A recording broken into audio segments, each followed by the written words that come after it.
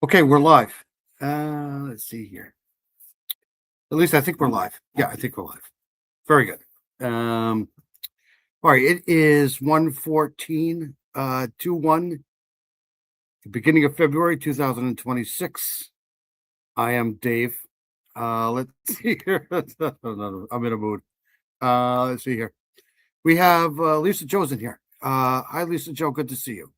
Very, very good to see you. We got Lita Joe in here. Good to see Carol. There's Paula. Hi, Paula. How are you? And there's Deb. How is Deb doing? I haven't seen Deb for a long time. I just wanted to say hello. I'm not sure why I'm still awake. It's definitely past my bedtime. It's past all of our bedtimes. But it's good to see you. Very, very good to see you. Let's see. Unindicted co-conspirators here. Praise Jesus. I found the mixing oximeter pro tip by the most bright and offensive colored medical devices as possible. True that. Good to see Unindicted co-conspirator here. Let's see here. Who else we got in here? Oh my God, look, it's Dirty Diana. Holy crap. Hey, Dirty Diana, good to see you. I haven't seen you in forever. Very good to see Dirty Diana in here. We got Becky is in here. Miranda Lee's in here. Good to see Miranda Lee. We got Brian's in here. You're awesome. Awesome news. So Brian hit his 1,000K.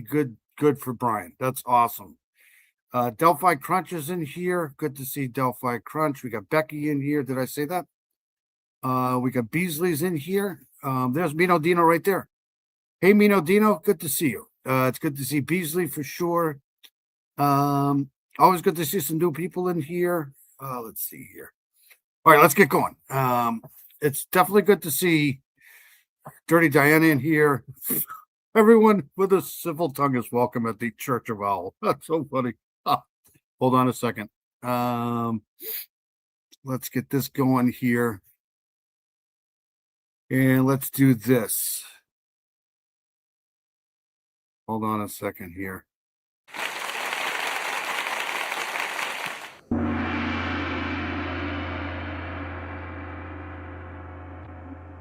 Intro, and I'll be right back. It's good to see everybody. Hope everybody's well.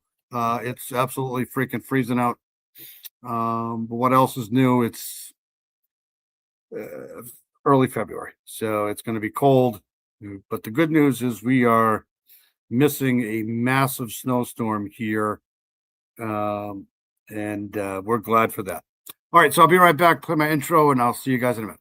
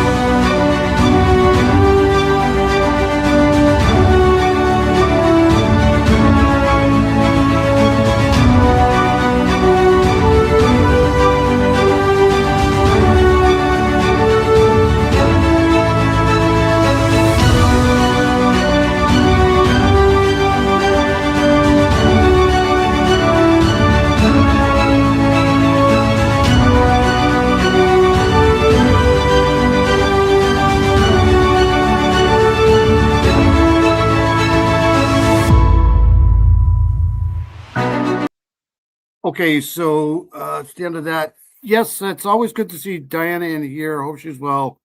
Let's see here. Dom is in here. Good to see Dom. Let's see here. I saw somebody else in here. Mustang is in here. Good to see Mustang. Let's scroll back up here, though. Let's see here. So you've been on a YouTube break. I have something for you right here.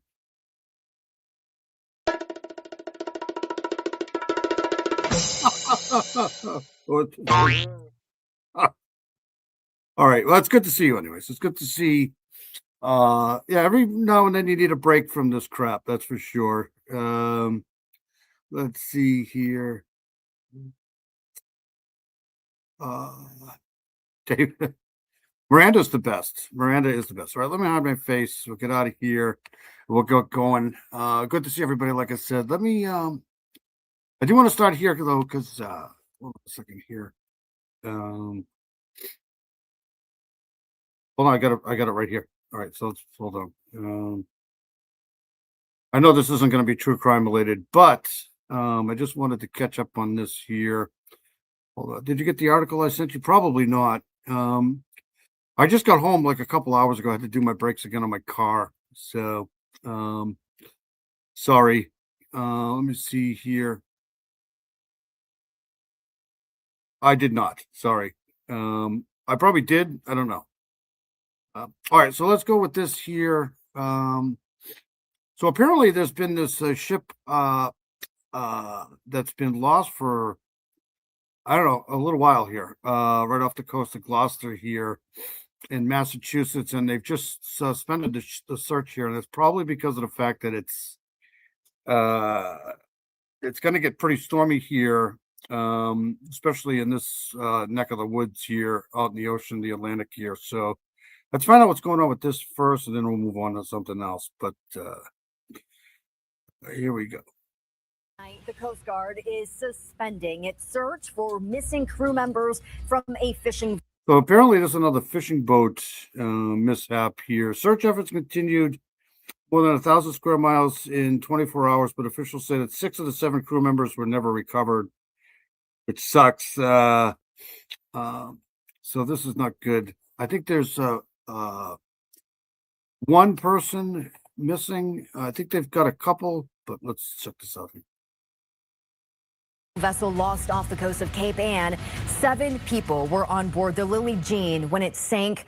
One body has been recovered. Our Todd Kaskiewicz is in Gloucester tonight with the latest details. The Coast Guard says this difficult decision was made by factoring in the amount of time that has passed since the distress call Friday morning and the cold, dangerous conditions at sea. We have suspended the active search for the missing crew members from the fishing vessel Lily Jean after extensive search efforts yielded no additional results. After searching for more than 24 hours and covering more than 1,000 miles in the ocean, the U.S. Coast Guard is calling off the search for the Lily Jean, a 72-foot fishing vessel last known to be about 25 miles off the coast of Cape Ann. They searched all day. They searched all night.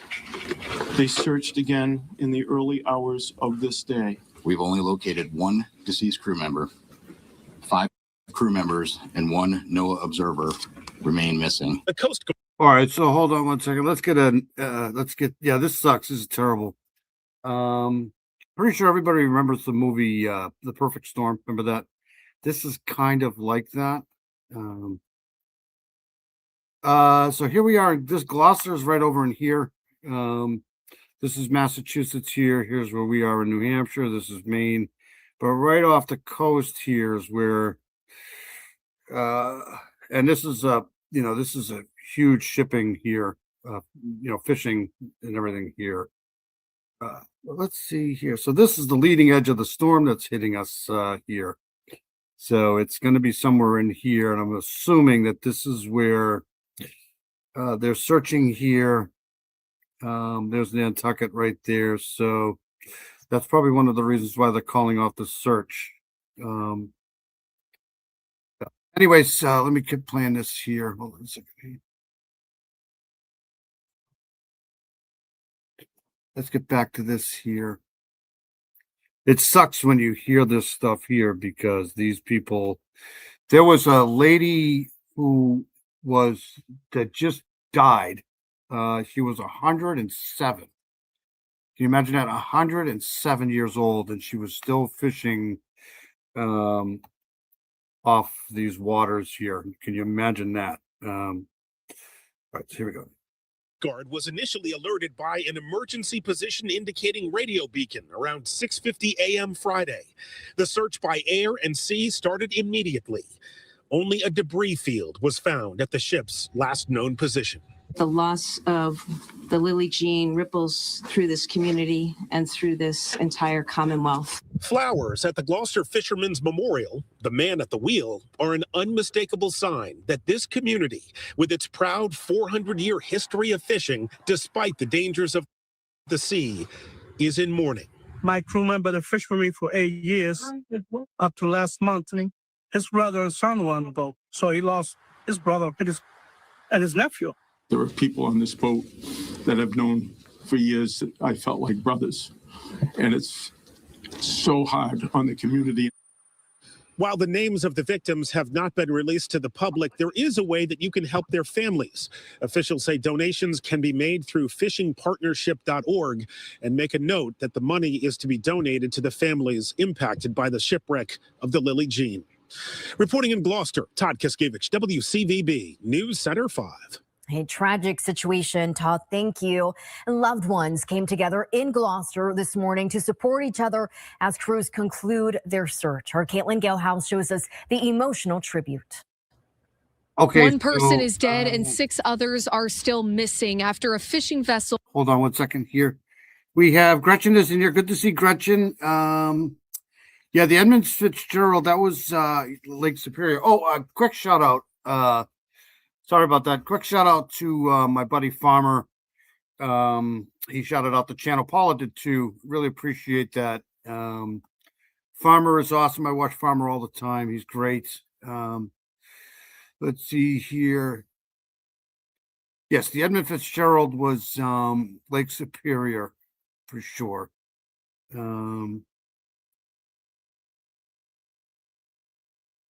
It's good to see Dino in here. Always good to see Dino. Always good to see Paula. Unindicted co-conspirators in here. Always good to see everybody. Grismatically Clever's in here. Good to see Grizz. All right, let's get back to this here. Went missing off the coast of Gloucester Friday morning. The tight-knit community is coming together to remember those lives lost. It's a sad day. It really is. The Gloucester community coming together Saturday morning at Our Lady of Good Voyage after a tragedy on the water. One person died and 6 others are still missing off the coast of the fishing town. It was definitely tragic. Pretty much everybody in town either is related to or has friends that work on the water. So it hits home for every one of us here, and it's pretty tough. Lily Jean, the 72-foot vessel, went down just before 7 Friday morning, and less than an hour later, a U.S. Coast Guard helicopter crew was able to spot an unresponsive person alongside an empty life raft. These guys are scratching and clawing for every penny, and this is why they're fishing out in this weather, provide for their families. All right, so let's get out of here. One more second here. I want to go back to this.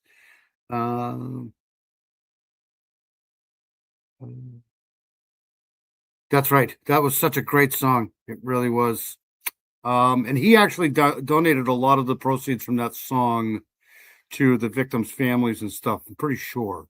Okay, so this is the storm here that's coming our way here. This is the Carolinas are getting it right now, but this here is going to bombogenesis once it gets into this deeper part of the waters here. But this is probably why they're suspending this search here. Is because this is going to be a massive storm here. You can see it even right now, the spin of this here, and this is going to kind of miss us by that much here. It's going to kind of go like this here. We'll get some winds down at the Cape, but even if this passes to the south of us here, you're still going to get some, I don't know, 50, 60, 70 mile an hour winds here along the coast of Cape Cod here for sure. So maybe that's why they've wrapped this up here. This is going to head our way on Sunday. All right, so let's get out of this here. We'll go back to I'm going to see Croce. Does Croce this summer? Oh, that's so awesome. Oh God, I gotta see that. I have to go see that. Is that his son? All right, let's go here. So it hurts. Lily Jean was on its way home and sunk about 2 hours from shore. The National Oceanic and Atmospheric Administration confirmed a fisheries observer from their agency was on board the vessel. Reporting in Gloucester, I'm Caitlin Gelhaus, WCVB News Center 5. And Caitlin, thank you. We first brought you this story yesterday as breaking news. Make sure to turn on push alerts on the WCVB. Okay, so that's that. I just wanted to I do want to play this here too. Hold on. Since I mentioned it, let's all right, so hold on here. Hold on 1 second here. We'll play this one here. All right, so this is I mentioned this lady here. She's a legend up in Maine for sure. This woman here is amazing. She's known as the Lobster Lady. This state of Maine mourns the loss of its oldest lobster harvester, Virginia Oliver, and this was 8 days ago, so this has been a while. She was 105 freaking years old. Can you imagine that? 105, and she was still, as of a couple of years ago, she was still fishing on a boat in the Atlantic Ocean for lobster. This is a day of mourning for members of Maine's lobstering community. A family friend has confirmed the death of Virginia Oliver. She was 105 years old. Ginny, as she was known, became famous as I was a huge Gordon Lightfoot fan, not just because of that song, but for other songs for sure. But yes, it's his son. Okay, thank you, Miranda. I got to see that. If he comes around here, I got to see that. States and possibly the country's.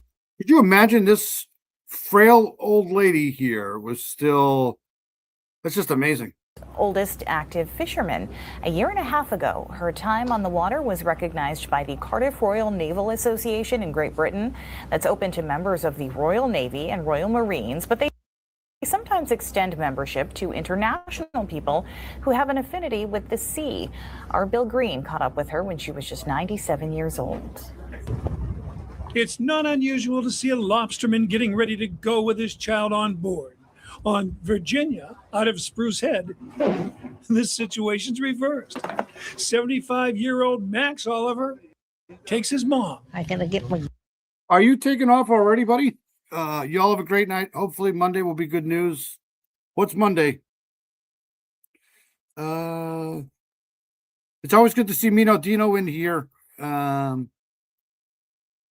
If you said frail in front of her, she would punch you in the throat. Absolutely. And I'd probably deserve it. Oh, hold on a second.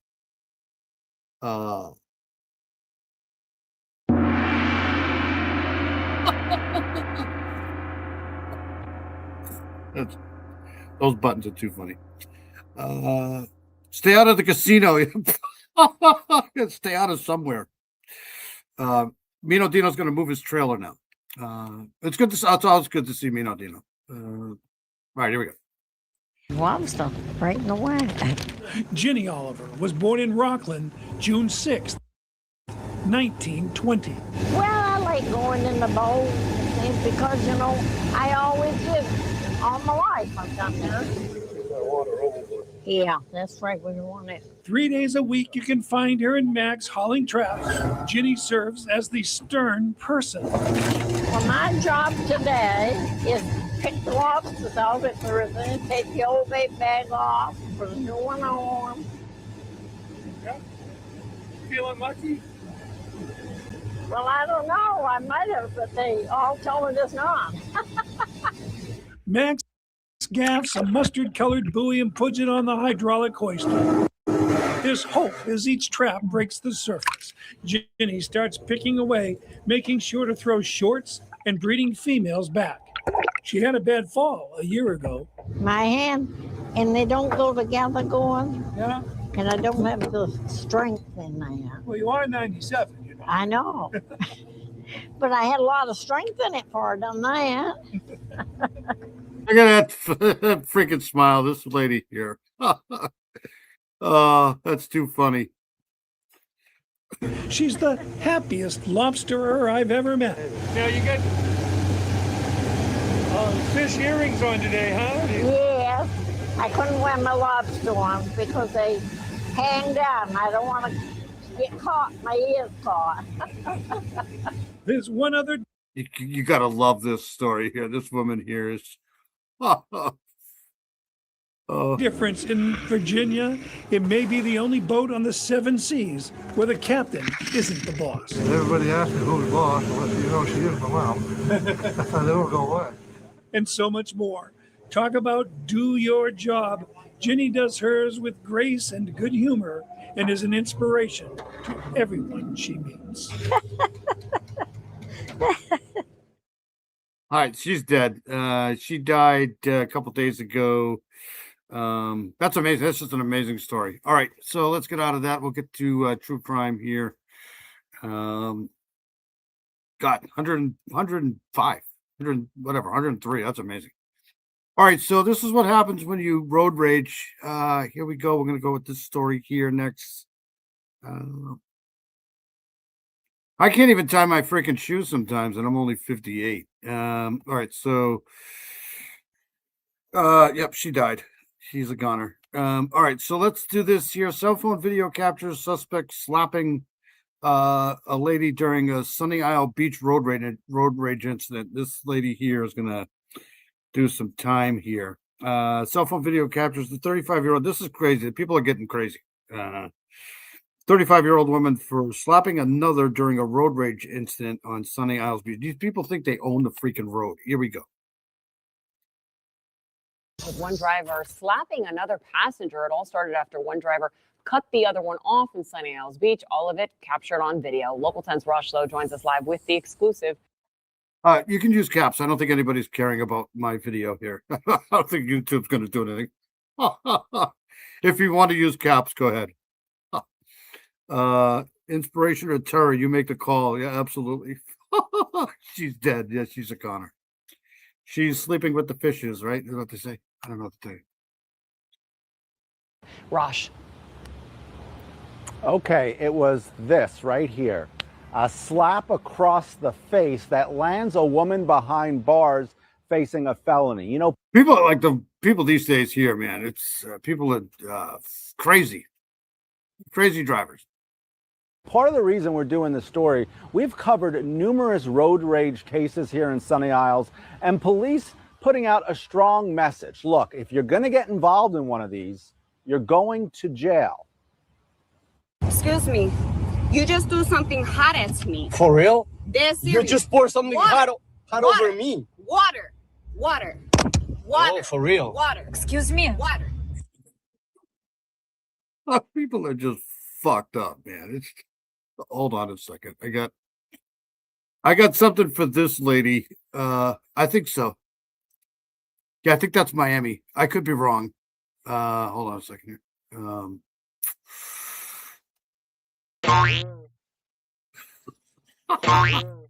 God, she's going to prison. People are crazy. Never slap a guy. Pretty sure that's Miami. I could be wrong. What? You know what's gonna happen next? Yeah, because Police gonna come. Yeah. Yes, and the cops came. Things get heated in Sunny Isles Beach. It's road rage, say police. Water. Oh, for real? Let's introduce you to 35-year-old Samantha Jean Hutchinson. And let's get back to the video. Cops say Hutchinson was driving into the shopping plaza at 171st Street and Collins Avenue. And they say she drove on the eastbound lanes to drive around a truck. That truck was stopped in the lane. You can see it in the video. They say the victim turned left into the eastbound lanes and the vehicles were facing each other. Thank you very much. Cops say Samantha then drove around the victim's car and threw water into the car. The victim, say police, threw water back at Samantha's car. Samantha actually told cops it was hot coffee that was thrown at her, but cops said they didn't see any coffee stains and couldn't detect the odor of coffee. Speaking of water, what's in the water in Sunny Isles Beach when it comes to road rage? Right near this same place, a guy was arrested back in November for smashing out a window in a road rage incident. Yo, I'm so angry right now, bro. Bottom line, it's not worth it. In this case, Hutchinson is facing a felony charge of burglary with assault or battery. You need to like chill out when you're driving, because if you get arrested for anything else, you'll be locked up in jail until your trial. You heard the judge there, the judge saying you need to chill out. And the reason that burglary is mentioned there in the charge is that the moment you enter somebody's car, that's considered burglary. To top things off, according to Sunny Isles Beach Police, the suspect had her daughter, her juvenile daughter, in her own car. As I mentioned there in the story, and we always say this covering these road rage cases, do not let your emotions get involved. Drive along. We're live in Sunny Isles Beach. I'm Rosh Lowe, Local 10 News. Okay. I mean, people are just getting crazy.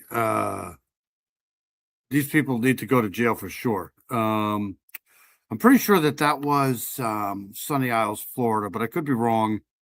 But it sounds good. All right, so let's go to this one since I'm over here. Hold on a second here. Yeah, this is the one I want to go with here. This is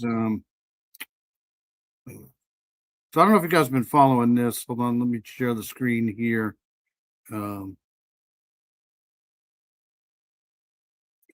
This is that Facebook lady here that got on a live here. This is just intense. This is terrible.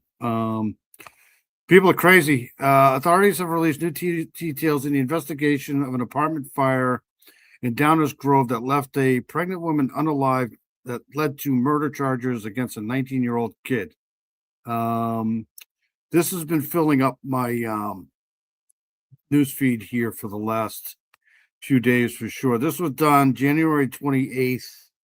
We'll play a few of these here because I really don't know too much about this story here, but we're going to find out right now. All right, so here, I believe this is coming out of Illinois. Family is still in shock tonight. They're calling the attack pure evil. A vigil was held tonight to honor the young mother who is looking forward to having another baby. Tonight, family is remembering 30-year-old Eliza Morales. Can everybody hear that? I don't know what's going on with my sound lately. Yeah, I just saw that. I saw that too. I might cover that. Hold on a second. But let's hold on. Let's go here. Let me know if everybody can hear this because the sound for some reason on my end is really low. A mother, wife, and daughter. We're still in shock.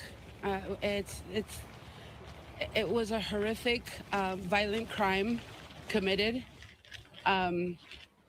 Eliza did not know the victim. According to court documents, 19-year-old Nettis Ravukas is behind bars after allegedly stabbing Eliza 70 times, then setting her home on fire. Eliza was 5 months pregnant. She fought. What a freaking douchebag. Oh, this is awful. For her life. She was ultimately stabbed to death. The apartment was lit on fire and she bled out. Thank you, Paula. And she burned with a baby inside of her. Pure evil. Prosecutors say Eliza and Ravukas met on Facebook Marketplace and eventually met in person in the 2300 block of Ogden Avenue to finalize a truck sale. Ravukas initially denied involvement. So this apparently was a Facebook Marketplace kind of thing. And I'll play a couple of more of this, but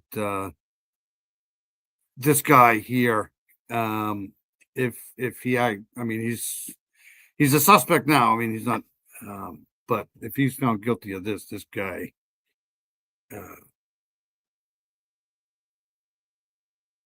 then confessed to the killing, claiming he was angry about the condition of the truck. What? During the attack, Eliza allegedly told him she was pregnant. Prosecutors say the unborn child died due to the mother's fatal injuries. Family says Eliza was still alive when the fire was started and tried to escape. After the fire, Ravukas allegedly changed his bloody clothes at a nearby Ace Hardware. The family dog was also stabbed between the eyes.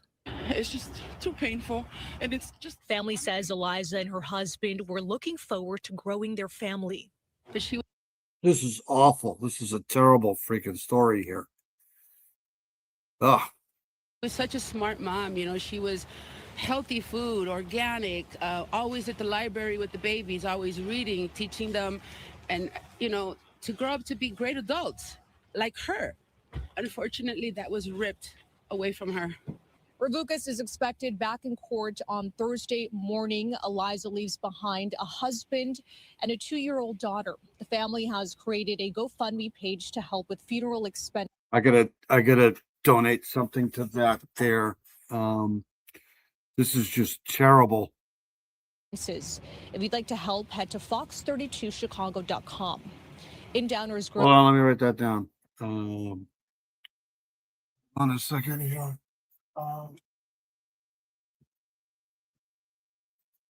I can do that later. All right, so all right, let's go to this one here. Hold on. Right now, a memorial is taking place for a young pregnant mother who was brutally killed in her Downers Grove home. Our Suzanne Mignot is live for us at that vigil. And Suzanne, we're learning a lot more today about what led up to her murder. And Marie. Yeah, that's good news. I mean, that's a good Dewey Ox is here and Anthony Francis here. Anytime or place you have to meet a stranger is not safe. I agree with that 100%. That's this guy is obviously an animal. The CEO will not be facing. Yeah, I saw that too. Let's see here. I hope he gets run over by a truck. That's what I hope. I hope this guy is just absolutely crazy. Those who knew and loved Eliza Morales expected to gather here within the hour to honor a young mother who was pregnant with her second child when, take a look right here. Oh, sorry. She was murdered inside this apartment right here behind me. DuPage County prosecutors say this man, 19-year-old Netis Ravukas, is responsible for murdering 30-year-old Eliza Morales in her Downers Grove apartment Monday. Prosecutors say 188 pieces of evidence, videos, photos, and statements from Ravukas link him to the crime. The Westmont teen is charged with first-degree murder, intentional homicide of an unborn child, armed robbery, and arson. The prosecutor's petition says the 19-year-old was upset with the condition of a 1994 Ford Ranger truck Morales and her husband sold him through Facebook Marketplace. Prosecutors say video shows the pregnant woman and Ravukas struggling at the door of her apartment. He's accused of stabbing her. Hold on a second here.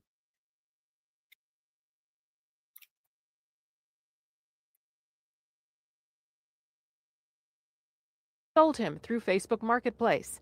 Prosecutors say video shows the pregnant woman and Ravukas struggling at the door of her apartment.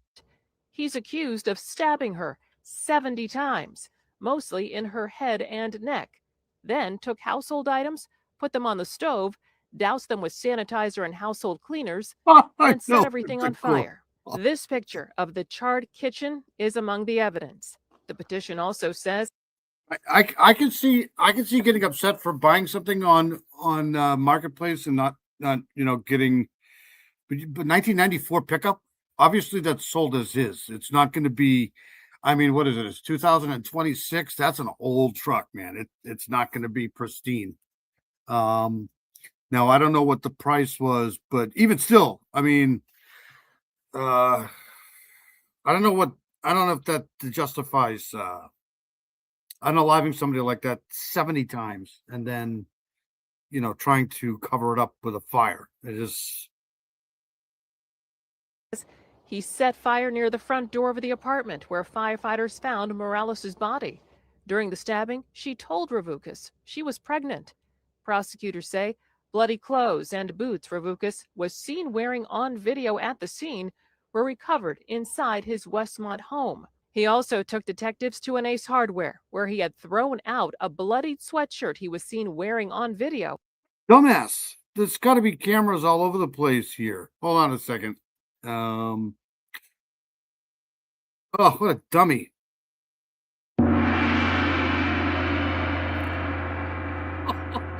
I love that thing.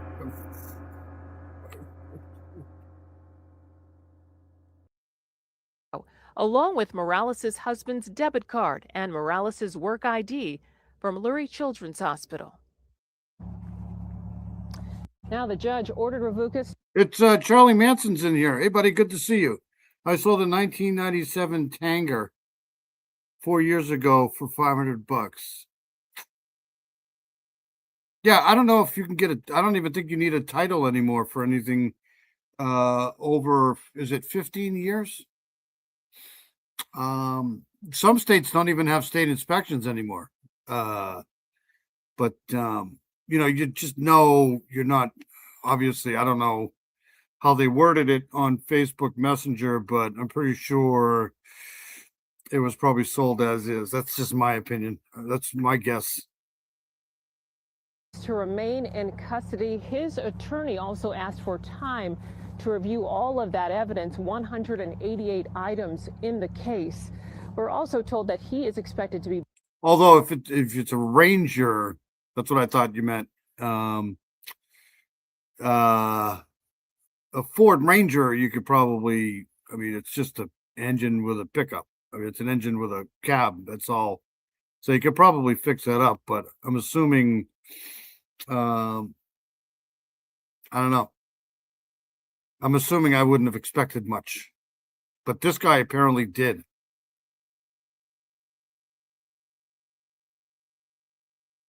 Back in court with his attorney tomorrow.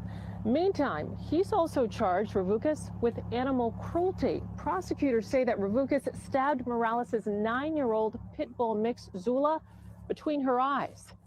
The dog survived. They'll give him the death penalty for the dog thing alone. In Downers Grove, Suzanne Lemonnier, CBS News. That's terrible. All right, so this is the prosecutor speaking out here.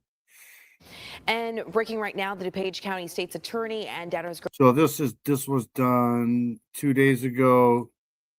Vitas Ravoukas has been ordered detained as he awaits trial for unaliving Elisa Morales, pregnant woman at Downers Grove, who prosecutors say was stabbed 70 times. Unbelievable.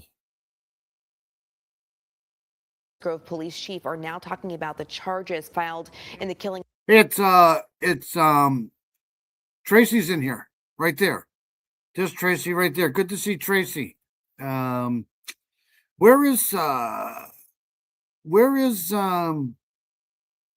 Shibby? I did subscribe to Quad's channel. I don't know if Dee Dee's still got a channel. Paula's got a channel. I know that. PJ's got a channel. I did see, who did I see this week too? And I wanted to shout out tonight. It was PJ, Farmer, whatever. Amy G, of course. Amy G is amazing. But if you guys get channels, throw them here in the chat. If you want. It's good to see Quad in here though, for sure. Tracy. Of Eliza Morales. Let's listen into what they have to say. 3 counts of first-degree murder, 1 count of intentional homicide of an unborn child, armed robbery, aggravated arson, and aggravated cruelty to animals. The state has alleged that on January 24th, 2026, the defendant responded to an ad that was placed on Facebook Marketplace in regards to the purchase of a truck. The defendant purchased that truck from the victim and her husband. The victim and her husband had left their plates inadvertently on the truck, and arrangements were made for the defendant to return those plates on January 26th, 2026. And on the afternoon of January 26th, the defendant arrived at the victim's residence, the apartment building located at 2327 Ogden Avenue in Downers Grove, a multifamily apartment building. The victim met the defendant. This is absolutely horrible. The husband's going to be just beside himself. Oh, that's terrible. And the defendant retrieved or gave the victim the license plates. The victim gave the defendant a screwdriver. He went out to the truck and came back to the victim and entered the victim's residence. While the defendant was in the victim's residence, an altercation ensued, and it resulted in the defendant stabbing the victim. Big Fish is here. Good to see Big Fish. That's who I think I was going to shout out. Big Fish, for sure.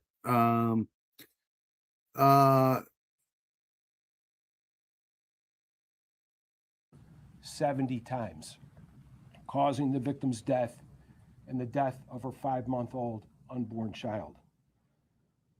The defendant also stabbed the family dog. Fortunately, the dog was able to escape and survive. Before the defendant was done, he took available materials and started a fire inside the apartment. The defendant then fled in the truck.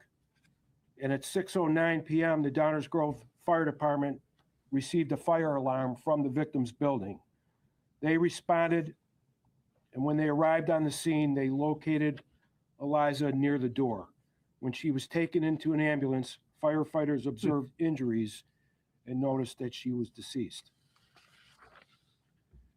The Downers Grove Fire Department was successfully able to put the fire out. And in addition, the Downers Grove Police Department responded, and the response in this case from law enforcement was overwhelming.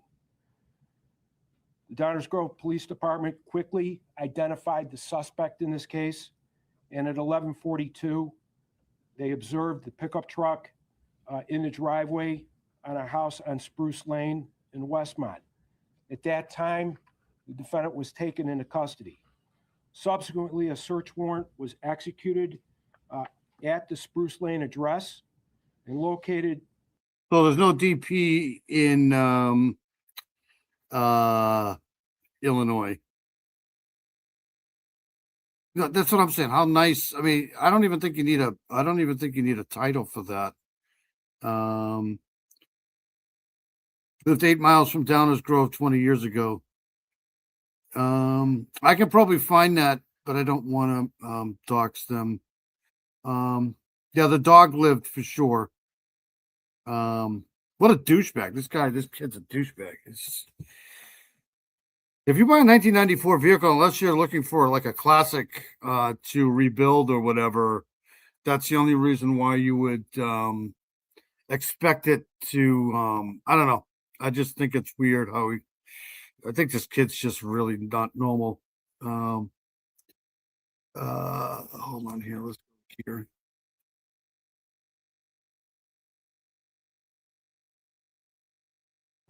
In the course of that search warrant were boots that it is believed the defendant was wearing at the time of the offense. And the police observed what appeared to be blood on those boots. Additional clothing was also located at that residence. The preliminary results of the fire investigation is that there are 2 points of origin, the first being the kitchen stove and the second being the front door. The fire is currently determined as incendiary and started with normal combustible materials. The police continued their investigation. He was trying to cover up the crime by setting the house on fire. That's what he was trying to do. Oop. Which led them to 63rd and Main, which is an Ace Hardware store. And in the garbage at that location, the police located additional clothing that the defendant had been wearing at the time of the offense. In addition, they located Eliza's work lanyard and work IDs. I just saying these people just don't need to be in society. They just, this person here is obviously a few screws loose of, I mean, it's just, if you're going to get that pissed off about something like that, man, you just don't need to be out here, or anywhere, really.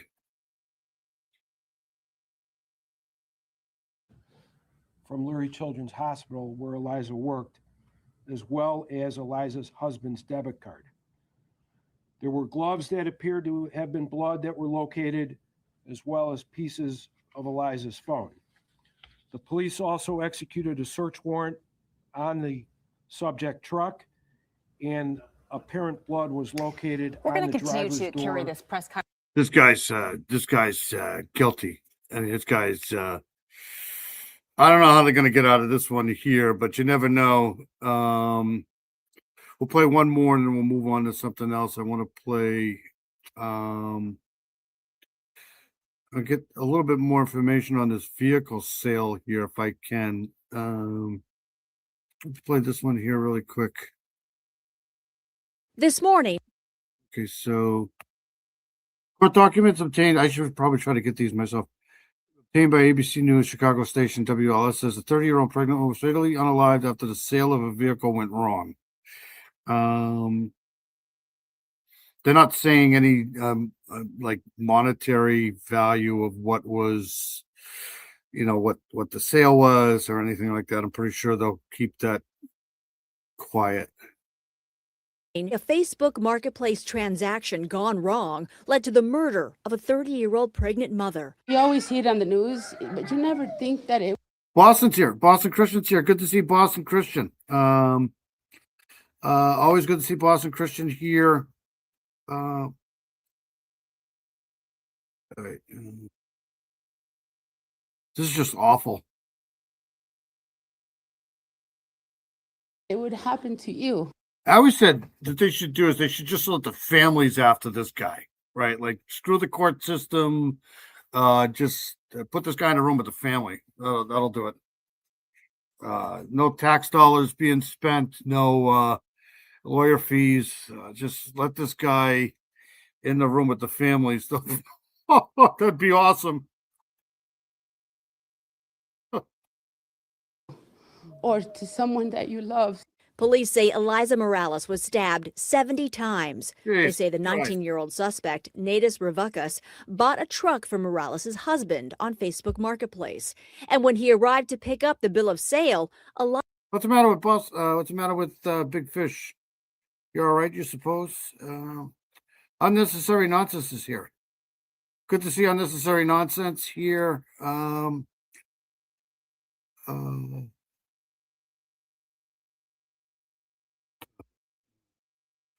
I hope Big Fish is all right.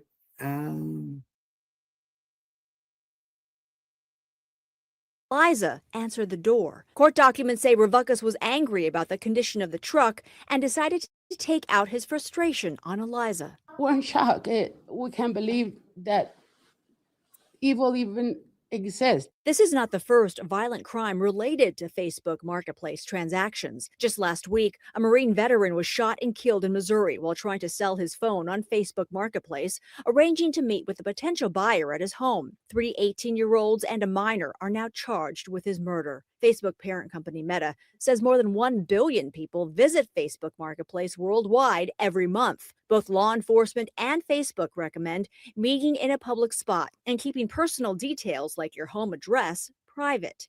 Eliza's family now grieving 2 lives lost as she was set to deliver their second girl in March. I'll spend the rest of my life wishing.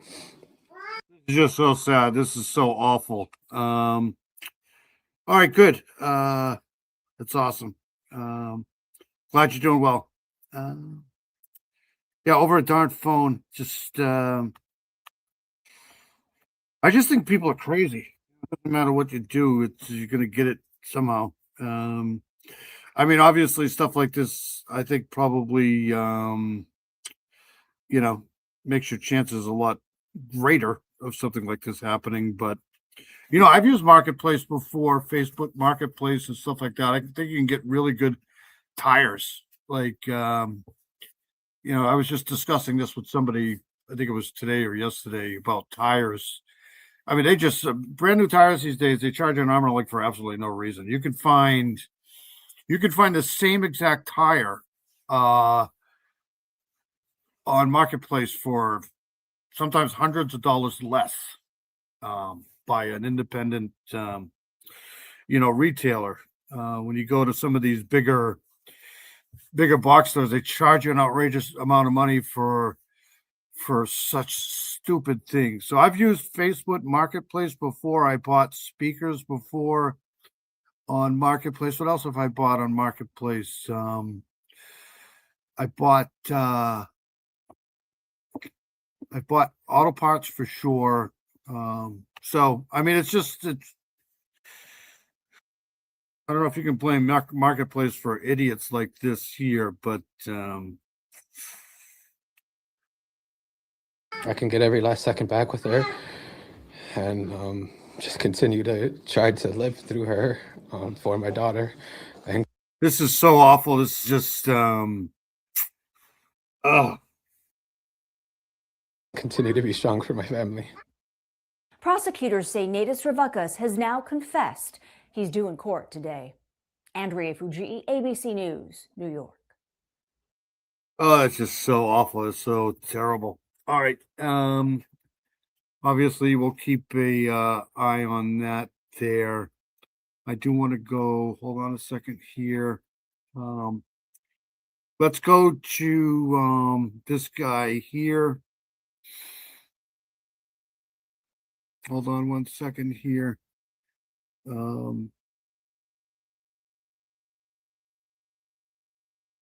Let's see here. Let's get out of this here.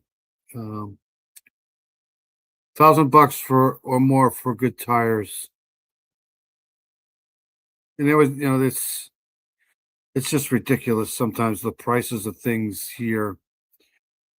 All right, so we're gonna go back to this ex-husband here. Apparently, this guy, we're going back to the Monique, the husband and wife that were unalived in Ohio here. This guy was just obsessively obsessed with this woman. This is so awful too. Here we go. Spencer and Monique Tepe for weeks, entering their property, lurking in the shadows before allegedly returning to shoot them to their deaths. We're on the case presented by Law and Crime. I'm Chris Stewart.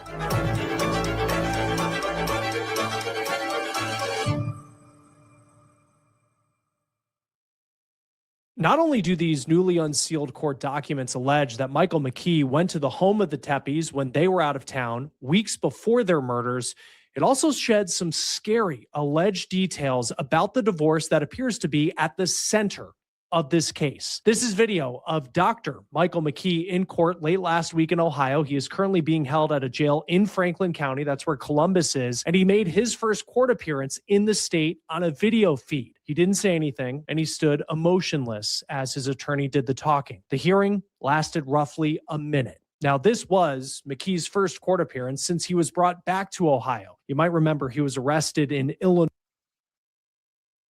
near his place of employment in Rockford by federal agents. Now, that place of employment is a hospital, St. Anthony's in Rockford, where he worked as a vascular surgeon. McKee was allegedly arrested at a Chick-fil-A on January 9th. We're also learning more about how police believe McKee allegedly covered his tracks on the night the Tepes were killed.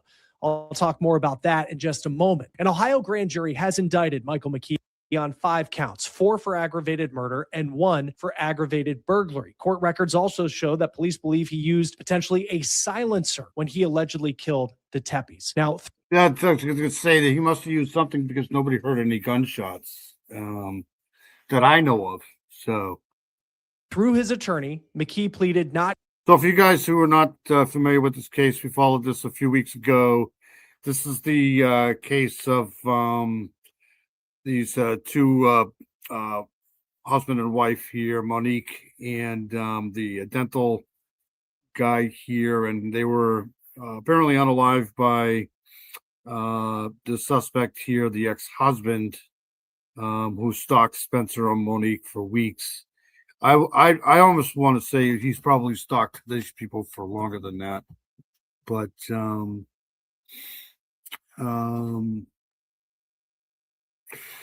defendant for the foregoing was discussed nature of the procedure. My attorney, so he's got an attorney. This guy's a surgeon too. This guy's not a dummy.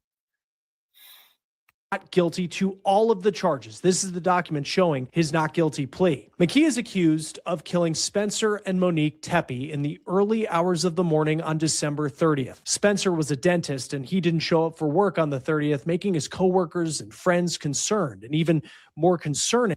Yeah, co-parenting does suck sometimes. Some dudes just lose it in a divorce. Yep. This guy here is was he a vascular surgeon or vascular guy here? Something tells me there's something more to this case than that. I don't know. I don't think I'm getting a good vibe from this case here. Why would this guy? They were divorced for 5 years, right? And apparently the wedding, they got married. They were only married for about, I think, 8 months is what they said. Why would somebody be that obsessed after 5 years? I mean, I guess it's possible, but something just doesn't seem right in this case here. Was that they could not get in touch with Spencer's wife, Monique. She was a stay-at-home mom to their children, ages 4 and 1. Now, this is part of their wedding video that has gone viral since their deaths. It was shot by Spencer's brother-in-law. The Tepes had been married since 2020. They were found shot dead in a second-floor bedroom of their home when someone was eventually able to get inside. There was no sign that someone had forced their way. I mean, doesn't it sound weird? Doesn't it sound a little weird to you? Like 5 years? Like I've had I mean, what am I, 58? I've had a couple of bad breakups in my life, but 5 years, that's a long time to still hold that kind of I mean, I guess it's possible, but they were only they were only married for like and I don't think there was any like stalking charges, or I don't know. This case here just seems a little weird to me. Way into the house, according to police. As this investigation was unfolding, we dove into the past of Spencer and Monique Tepe, and it appeared that this was a couple who had so many. Do you think it's possible that she was I don't know. I don't know. I don't want to say anything because I don't want to ruin anybody's I don't know. It's just this case here doesn't make any sense to me. People who loved them. They were described as the life of the party, a couple who loved bringing. Like a Lifetime movie, something you've seen on the Lifetime network, just roles reversed, right? Like the woman's the one obsessed, and this just doesn't make that. I don't know. This here, this is bizarre. People together. I mean, you just think of the amount of people who showed up at their house when Spencer didn't show up for work out of concern, as just an example of how many people cared about them. But there was one piece of Monique's past that raised some red flags when you think about an investigation. Spencer was her second husband. She had been married roughly a decade before her murder. In 2015, Monique married an aspiring doctor who also went to Ohio State. His name was Michael McKee. Now, we've talked about the marriage between Michael McKee and Monique a lot as this story has unfolded in recent weeks. But yeah, it could, like I said, it could be control issues. But they didn't. I mean, it's so weird. They don't have kids. I don't think there's alimony after that. Like, there's no alimony reason. It's just, I don't know. It just doesn't make it. I don't know. Maybe it's just me. This is a weird case. Let me go back a little bit here because I want to find out more about this relationship with these two here. So this is the ex-husband. This is the guy that's being accused of doing this here. So she's tall. How tall do you think she is? Or she got high heels on? She looks tall. Married roughly a decade before her murder. In 2015, Monique married an aspiring doctor who also went to Ohio State. His name was Michael McKee. Now, we've talked about the marriage between Michael McKee and Monique a lot as this story has unfolded in recent weeks. But now we're getting the police's account of what they believe potentially happened in this marriage. On the surface, the marriage did seem to be short, but one that came. Guy looks a little like Rick Snay. I missed Rick Snay and I wanted him to go live, but apparently he didn't. He does look a little like Rick Snay. I have to tell. To an amicable end. I mean, divorces can be so messy and the proceedings can be drawn out in some cases for years. But in this one, according to online court records. And I love Rick. Rick's awesome, but he does look a little like Rick Snay. She and defendant Michael David McKee were married on the 22nd of 2000. So it's been longer than 10 years. That's a long freaking time to hold a grudge, man. Monique filed for divorce in 2017 in Ohio. She had been living with McKee in Virginia after their wedding, and that's where he was doing his residency for his surgical training. At the time that Monique filed divorce, she had been separated from McKee for roughly 6 months, if not more. She lived in Ohio with her family, and McKee was still in Virginia. So she's the one that filed for divorce and not him. And 6 months. She had moved out for, so maybe he was a little bit let's go on here. Yeah. About a month and a half after she filed for divorce, it was finalized. A judge said that Monique was awarded the divorce because the couple was incompatible. Now, for as amicable as this divorce seemed on the surface, now we're learning that allegedly wasn't true. This marriage was disturbing. And even though on paper it said this marriage was over, that this relationship between Michael McKee and Monique was over, allegedly, Michael McKee was not letting it go. I want to play for you a soundbite from Rob Misla, who is Spencer Teppe's brother-in-law. He's been somewhat of a family spokesperson since his brother-in-law and Monique were found. It's possible. Like, it's possible to have. This guy's going to be one of the most controlling bastards ever, though, to just give up that quickly in a divorce, right? Like you said, it was like a month. That's a pretty quick divorce. Obviously, there was no kids involved then, but I don't know. This is weird. Not saying he didn't do it. I'm just saying it's, I don't know, strange. Found dead. He spoke with our Anjanette Levy here at Law and Crime, right? And she asked him about any concerns he had about Monique's previous marriage, and this is what he said. For us, we met Monique in 2018 when Spencer first introduced her to us. But we were fairly certain because of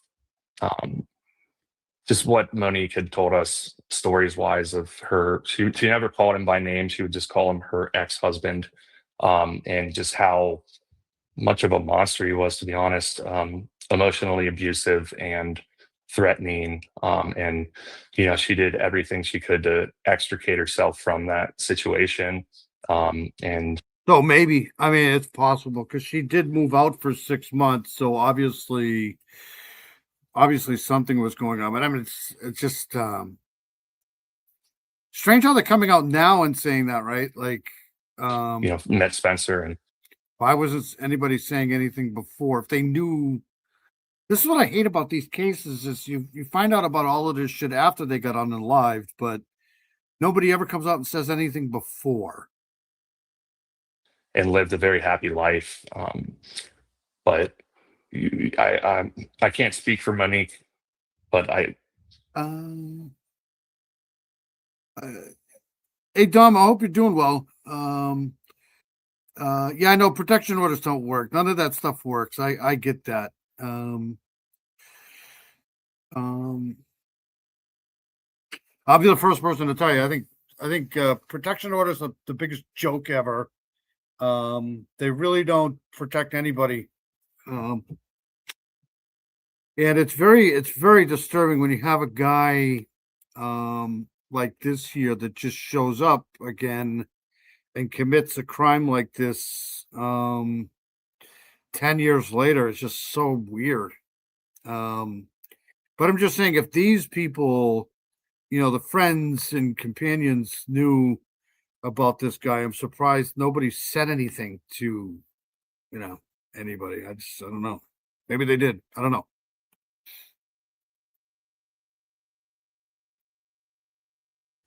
I know that it changed her as a person. And perhaps it was always in the back of her mind. I don't know. Had she ever spoken to you about it, or Spencer, or did you just hear about a lot? Listen, even when the woman does the right thing and gets the F out, there's no guarantee. I agree with that 100%. Yeah, it's a sucky thing. It just I keep saying that's why I'm here. I mean, I just feel like people just turned a blind eye to this shit here, and it's just got to stop. I mean, the whole system needs to be fixed. It's a crappy system. Period. It's just an awful. Who's been serious? Who are you hoping are not seriously injured, Paula? Have a good week, Dom. Thank you so much for coming in. Dom's awesome. I hope you're doing all right.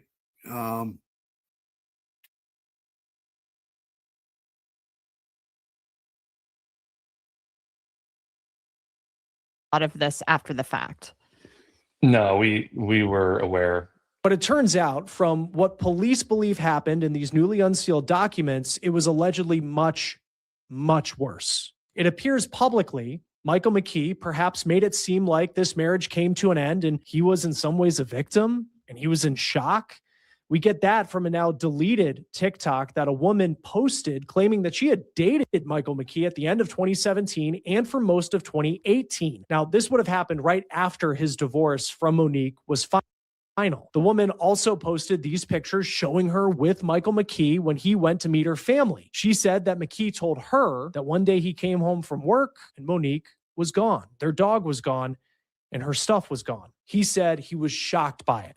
Now, the woman said in her relationship with McKee that it was something that she brought to an end because, for as nice as she felt like he was on the surface, they didn't really have a strong connection, and it just seemed like he had a wall up of some kind. Now, these are all allegations and claims and anecdotes. She never responded to us. A lot of this after the fact. So I'm going to play that again because I just need to hear a couple things. No, we were aware. But it turns out, from what police believe happened in these newly unsealed documents, it was allegedly much, much worse. It appears publicly Michael McKee perhaps made it seem like this marriage came to an end and he was in some ways a victim and he was in shock. We get that from a now deleted TikTok that a woman posted claiming that she had dated Michael McKee at the end of 2017 and for most of 2018. Now, this would have happened right after his divorce from Monique was final. The woman also posted these pictures showing her with Michael McKee when he went to meet her family. She said that McKee told her that one day he came home from work and Monique was gone. Their dog was gone and her stuff was gone. He said he was shocked by it. That's telling me that she just wanted to get the hell out of there, right? Like, usually if it's just, yeah, she wanted to get out of this. So maybe it's possible, it's like, obviously it didn't end the way he wanted it to, but it definitely ended the way she wanted it to. She wanted nothing to do with him anymore. So it's possible. Now, the woman said in her relationship with McKee that it was something that she brought to an end because, for as nice as she felt like he was on the surface, they didn't really have a strong connection, and it just seemed like he had a wall up of some kind. Now, these are all allegations and claims and anecdotes. She never responded to us for comment. But I now want to talk about this newly unsealed affidavit that seems to dive even more into this failed marriage. Police have allegedly gathered information from friends and family of Monique of just how bad it allegedly was. The document. You really have to, like, they were married, so you really have to be ready to move on if you just pack your shit, get out when they're gone to work, right? Like you have to. This is coming from him though, so who knows? But I would assume that if you have to pack all your shit and leave before this person gets back, then you really need to get out of this relationship, right?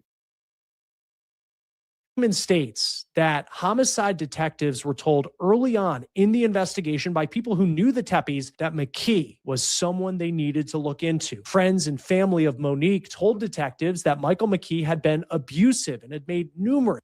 Okay, so friends and family of Monique Tepe and that told them her ex-husband had been abusive. Why did they say anything before? It's so weird. Had made numerous threats on her life during and after their marriage. I wonder if anybody did anything about this.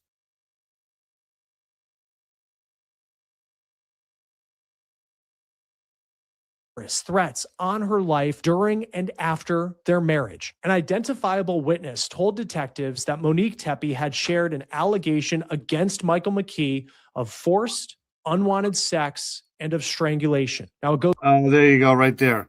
That's it, right there. Okay. That's a red flag there, right there. Unwanted, sex, and then this here. Yep. I wonder who this identifiable witness is. Goes on to say, quote, another identifiable witness told detectives that Michael D. McKee had told Monique that he could kill her at any time and would find her and buy the house right next to her, that she will always be his wife. Now, how come nobody said anything? This is so awful. This is exactly what happened pretty much. He could unalive her at any time, would find her and buy the house right next to her. He had the money for that. So yeah. I mean, this is, maybe I'm wrong. Wouldn't be the first time.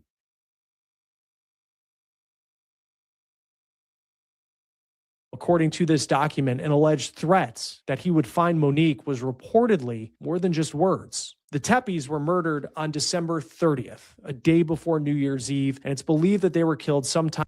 I wonder if he had this wedding tape and just kept, getting... What an ass face, right? Like, time between 2 o'clock in the morning and 5 o'clock in the morning. But there's a new development in this case, and it's that police believe that Michael McKee did something very... I'm telling you, for all the women here, just be safe, take precautions, make sure that you are not in a situation. I got to come up with some help, crisis line stuff, and put it in the description. You guys all got to be careful out there, because there's some really horrible freaking people out there. Met a woman last week and had dined and went on. I don't know what the hell I would do if I was on a dating scene again. I probably would just stay single, to be honest with you, because creepy 58-year-old guy out there. I'm just saying, you guys got to be careful. Just some people are just really just crazy. Concerning. On December 6th, the Teppes were graduates of Ohio State. Michael McKee was as well. But as far as the Teppes were concerned, they were big fans of the Ohio State Buckeyes, as many people who go to a Big Ten school. Ohio State's one of the... Good for you, Paula. Single is good. Single is the way to do it.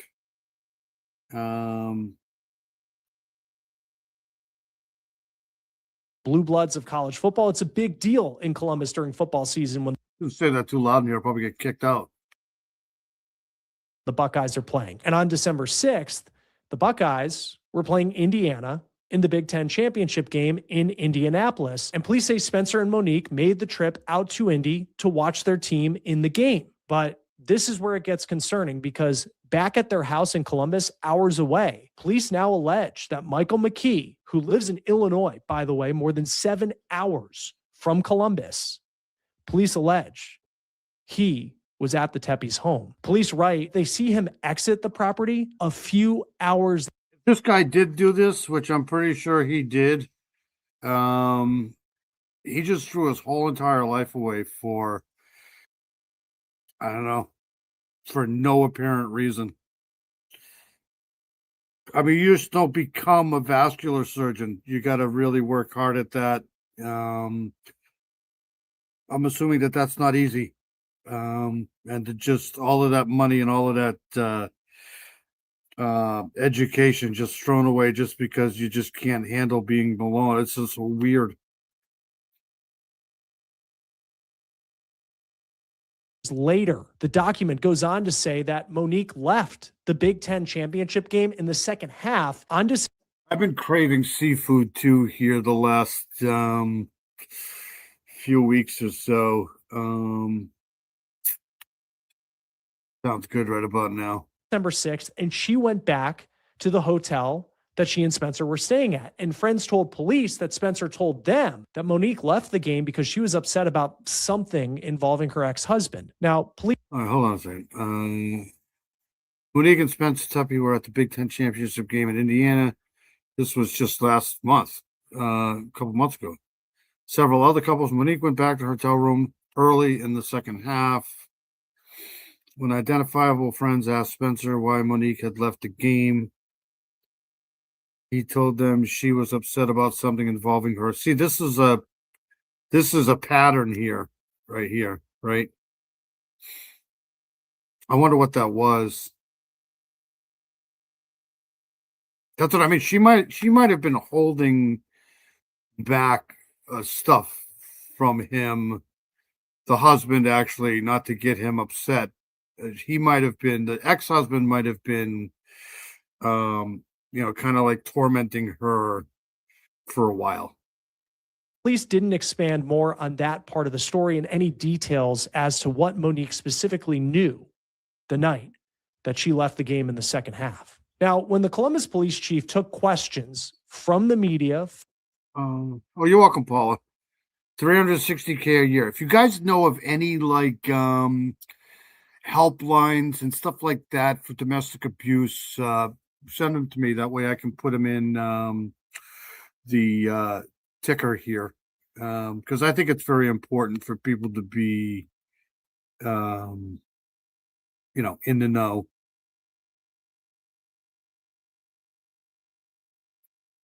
Following Michael McKee's arrest, she was asked about whether there were any previous calls or record of issues that the Tepes had with McKee. She said there were no previous calls from the Tepe home involving Michael McKee. The family mentioned that Monique previously said. I think sometimes what happens is people feel like they don't want to, say anything because they don't want to stir the pot. They don't want to acknowledge the problem, or they don't want to, and I'm not blaming the victim at all here. I'm just saying, I think some people don't want to say anything because, they're trying to deal with the stress of the whole situation themselves, and they don't want anybody else involved, right? Because they're trying to deal with it themselves. But you got to understand that these people are probably really an issue, right? These people are just not going to go away. And it's important to understand behaviors, right, of people like this. It's not normal for somebody to hold those types of feelings for somebody 10 years or so after a break. I mean, that's just not normal. That he had been abusive towards her in the past. Was there any? Thank you, Big Fish. I really appreciate that. I gotta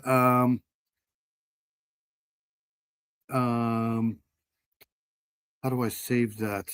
I gotta star this. Thank you, Big Fish. So this is Big Fish just sent me this here. So I'm going to try to copy and paste this thing here and put it in a ticker here at some point. So just in case you have any issues, anybody, man or woman, mid-level 460K top earners 5. Yeah, I mean, it's not being sued for slander by a surgeon. Scary. Yeah, that's for sure. This is just awful. This is terrible. Just try to get help. That's all. Evidence or indication of that prior to this incident? What I can tell you is that we did not have any reports, or we did not have any information related to any type of incidents regarding the ex-husband and Monique. You're the best, Big Fish. Thank you so much. It would take me, I don't know, 3 or 4 hours to do that. Because I can't. Hold on a second here.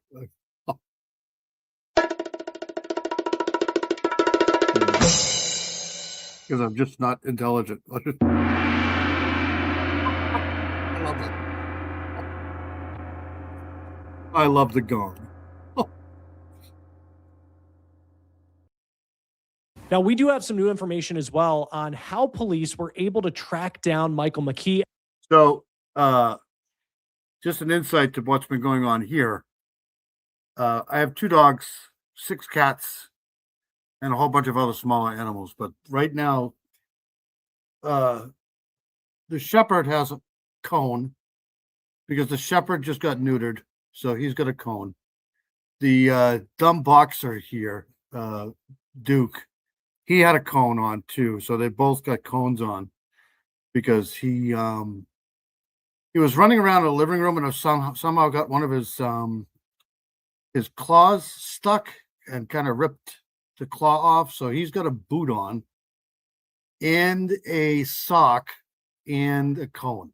So I got 2 huge dogs walking around this house, bumping into freaking everything with the cones on. It's so funny.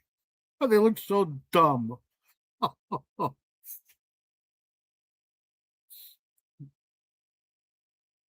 And potentially link him. So if you hear noises in the background, that's what it is.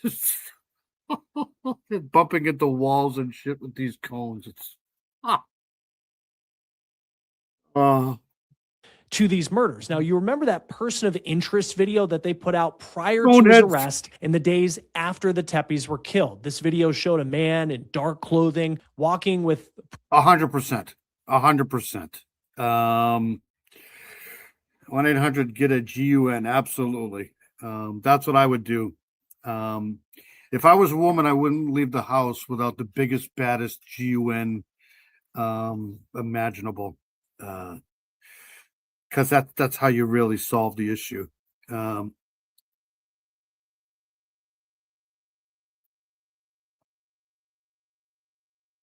pretty unique gate in the middle of the night behind the Teppes home down an alleyway when it was roughly 20 degrees. And police do now say they believe that person. 20 degrees right now would be a heat wave. I'd actually probably be outside doing this. It's got to be still -5 or 10 out right now. This has been the coldest stretch that I can remember in a long time. And it's windy too. So, but 20 degrees right now, I'd be outside with a t-shirt on. Person is in fact Michael McKee, and they also say they tracked McKee to a vehicle, a silver SUV that arrived just before the Teppes were killed and left shortly thereafter. Police say the vehicle has distinctive features, and detectives identified allegedly stolen licenses from Ohio and Arizona on that vehicle that were displayed. Do you still have your channel there, Diana? It's good to see you. It's always good to see Diana in here. Dirty Diana's awesome. A true talent for sure. Hope you're well. I saved your wrench for you right there.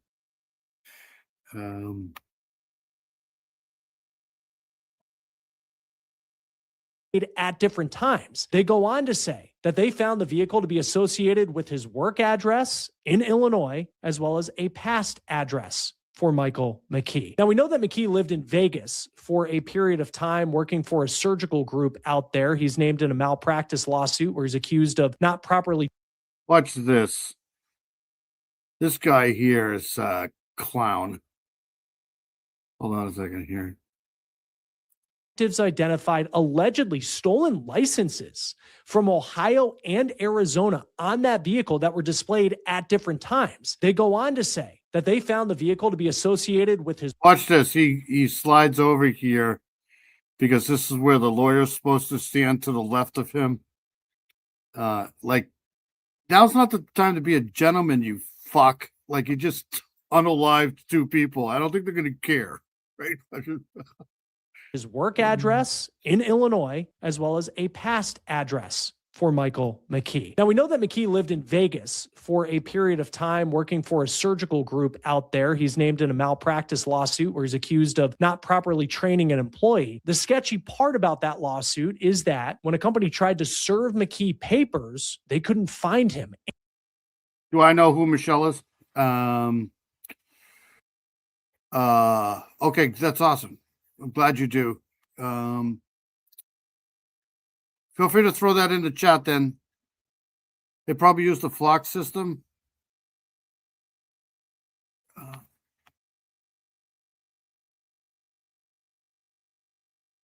And the surgical group that he worked for claimed that he had just pretty much vanished.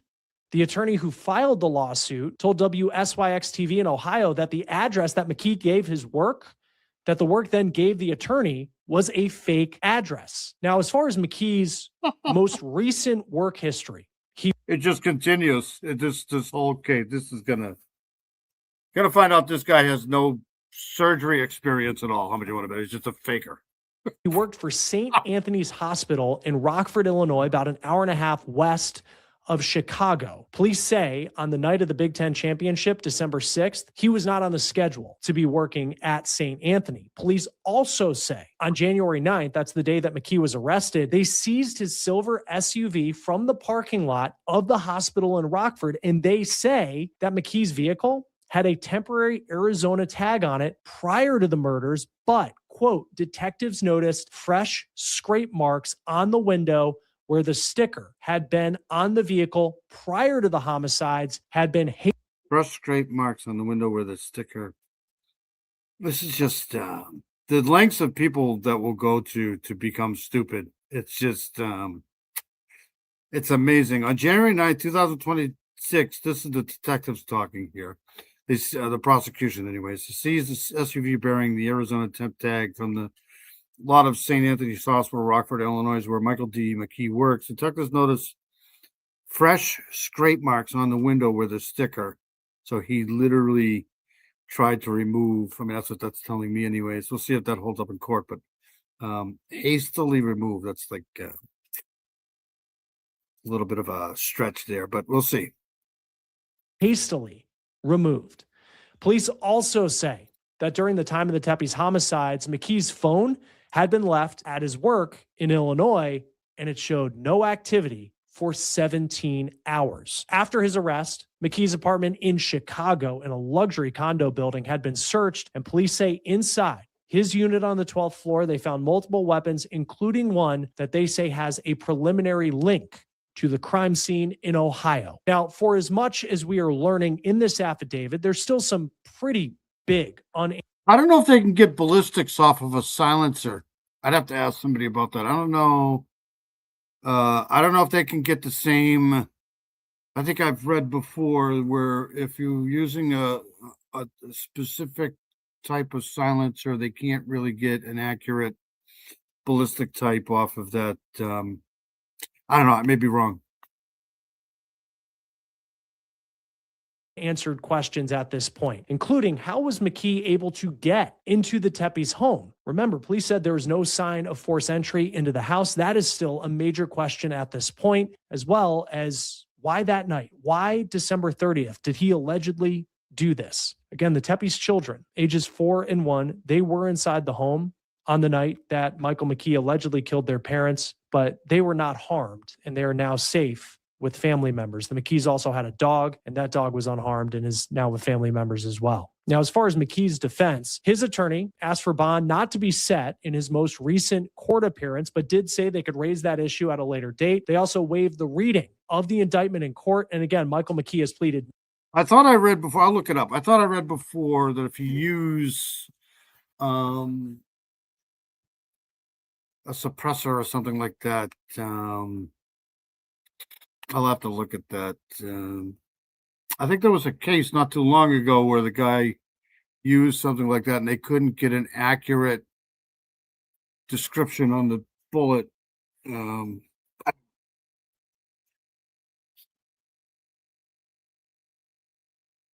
Not guilty to the 5 charges that he faces, the 4 aggravated murder charges and the 1 charge of aggravated burglary. I put Michael McKee's name into truthfinder.com. It shows that he grew up in Zanesville, Ohio. It comes up with addresses for multiple states where McKee lived as he continued on with his surgical training. And you also see one of the people he's associated with, Monique Tepe. Now, we use Truthfinder here at Law and Crime for the public record searches that we do on our stories. It saves us research time so we can focus on reporting crime, not paperwork. You can use Truthfinder as well. You type in a name to find addresses, criminal history, and more. It's our go. Oops, sorry. Hold on a second here. Jump in.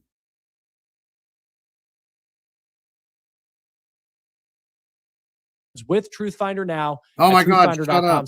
You know, this story, you know, it just seems with each update that it just gets more shocking. And I know that that sounds cliche, but to know that we're no longer just talking about whether Michael McKee was allegedly at this home on December 30th when the Tepes were murdered, but also now December 6th when the couple was away watching a football game.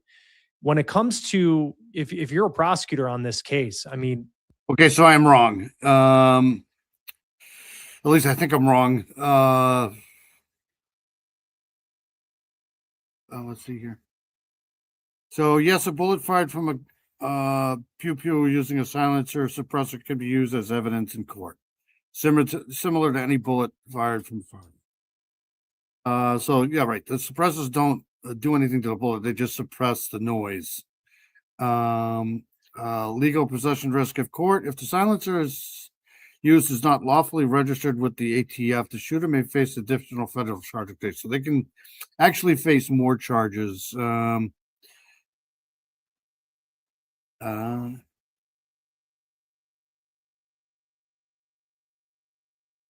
Okay, so I was wrong.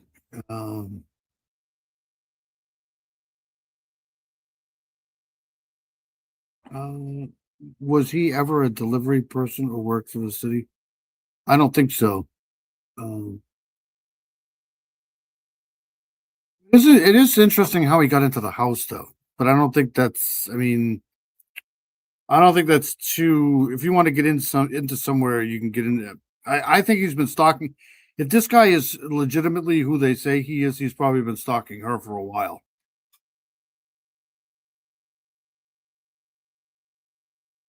What does the fact, if you do have video of him at the home of his ex-wife weeks before they're murdered, what does that mean to this case? Well, that means that this was a planned and premeditated act. There is, ample evidence that, this was something not that came about, by some heat of passion. And certainly that doesn't even exist because, even if he was, enraged by something that occurred, you still jump in your car and you drive from, Illinois to Columbus, Ohio. You have time to cool off. So everything that I've read in terms of the news reports about this indicates that this was something that was planned. That to me, that doesn't make any sense. Why would he drive all that way just to do this? He must have been really wet behind the ears, man. This guy, that's a long, I don't know, how far is that, right? That's got to be, if this is a premeditated thing, he must have been doing this for a while, right? Like maybe planning it out, or, I mean, that's far to, I don't know. planned and planned for an extensive period of time. And we'll see what his defense will be, how long this goes, whether there's a plea deal involved. He's pleaded not guilty to these charges. We haven't heard his side of the story. He does have a very good attorney who's representing him. But just want to shout out everybody here. You guys are all awesome. Quad's got a great channel. I was over there the other day. I definitely subbed. Feel free to go out to Quad Tracy's channel and sub to her. She's amazing, just absolutely amazing. Got a lot of awesome creators in here. And if you are a creator and you don't have a wrench, just let me know. I'll get you a wrench. That way you can put your channel in here. We had Grismatically Clever was in here earlier. Awesome creator. We have DD in here. I have no problem promoting good channels. That's what we do here. Let's see here. Paula's in here. Paula's got great stuff. So feel free to do that here. I know Brian was in here. He got his 1,000 subs, so he's on his way. So that's awesome news there. Big shout out to Farmer. Farmer's amazing. Really like Farmer. Farmer's a nice guy. 450 miles? No. Thank you, Miranda. We love you too. I hope Heather's okay. Mustang's awesome too. And Paula shouted me out too tonight. So you create snark. That's awesome. That's good news. All right, let me get back to this here. Sorry.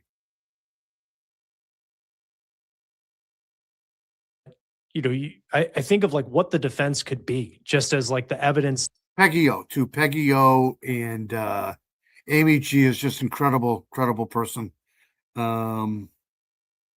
Seems to be mounting. And, in terms of when they were at the Big Ten title game, if it's, well, he was a scorned ex and he was upset about it, but does that prove that he did it? Is that, I mean, we've seen those arguments before, I think, in domestic cases. How do juries typically handle that? Where I just imagine. This is what they need to do with domestic abuse cases and the format that they have now. They need to scrap the whole entire system and start all over again because it's not working. These things need to be addressed. That's just my opinion. It's my soapbox right now, but none of this shit is working at all. You got a guy like this that lives, if Tracy's right here, and I'm pretty sure she is 450 miles. I mean, how is that not premeditated? It's got to be. And there's absolutely no way you can escape that. Even with a restraining order, what do? The guy's coming for you. You gotta protect yourself. You gotta arm yourself. You gotta, be ready at any time to protect yourself against this idiot. It needs to be fixed. Imagine a prosecutor saying, and there's a lot of other pieces of evidence we can talk about, but I mean, especially December 6th, showing him there for what the police said were hours. I mean, that's a really tough look if you're trying to. I can't wait for your first live. That'd be so awesome if you go live, Tracy. That'd be excellent.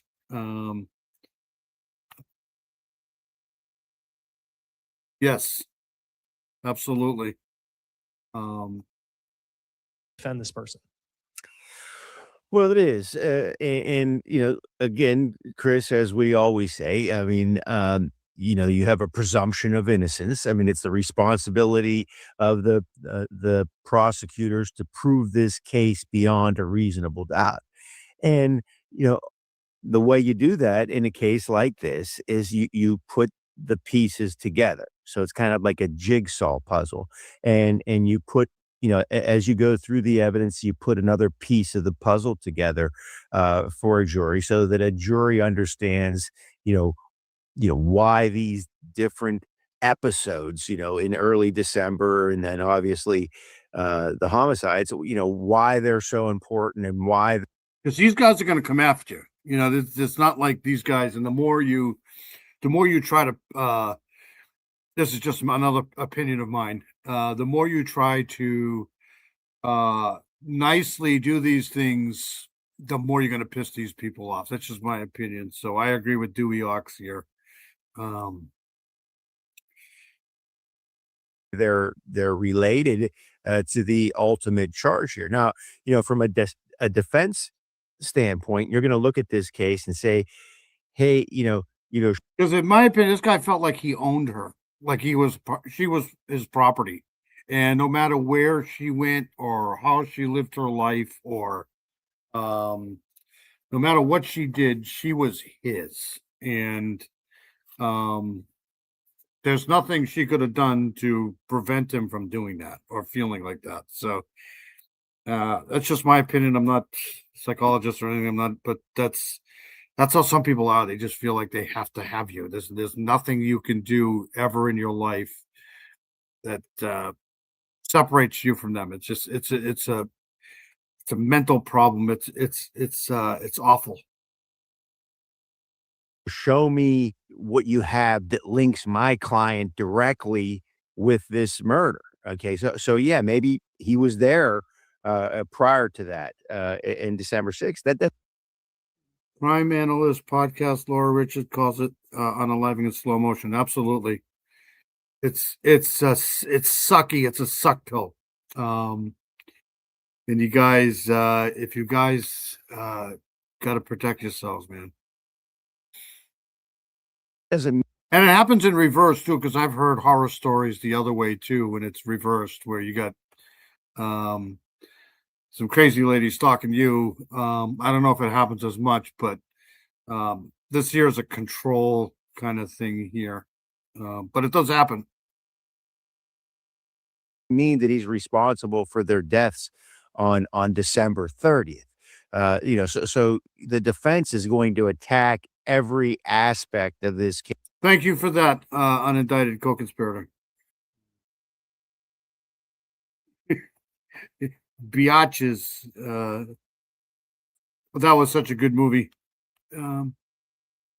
Case, and try to make it, appear as though it isn't what it seems to this jury. And as you said, if you have quality defense attorney, there's going to be a defense here. Yeah, and there's a lot of different pieces of evidence that his defense team can go through, and we'll see if that stretches out the timeline of how long this is going to be going on until perhaps this ends up going to trial. I think of another part of the evidence that we learned in this new document. We'll finish up here, and then we'll move on. I do want to move on to the missing person case of the week. Like I said, it's always good to see you guys here. You guys are all awesome. Appreciate each and every one of you guys. And it has to do with where his cell phone was on the night the Teppes were murdered. And for 17 hours, according to police, it was not moving. There was no activity on it for a pretty long period of time, including the time that they believe the Teppes were murdered. And I think of a lot of cases that we've talked about where the cell phone is right there, and it's the person who brought the cell phone with them, and police say, here we go. This proves that you were on. I want to go back to this here.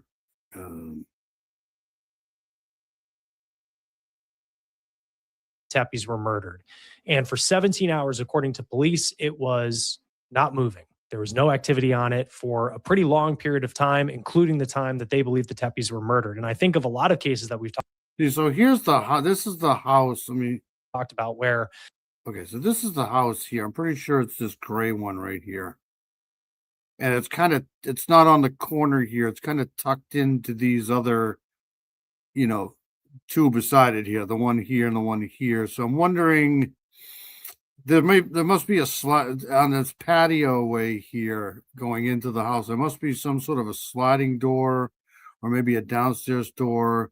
I don't see too many windows here where he can kind of get in.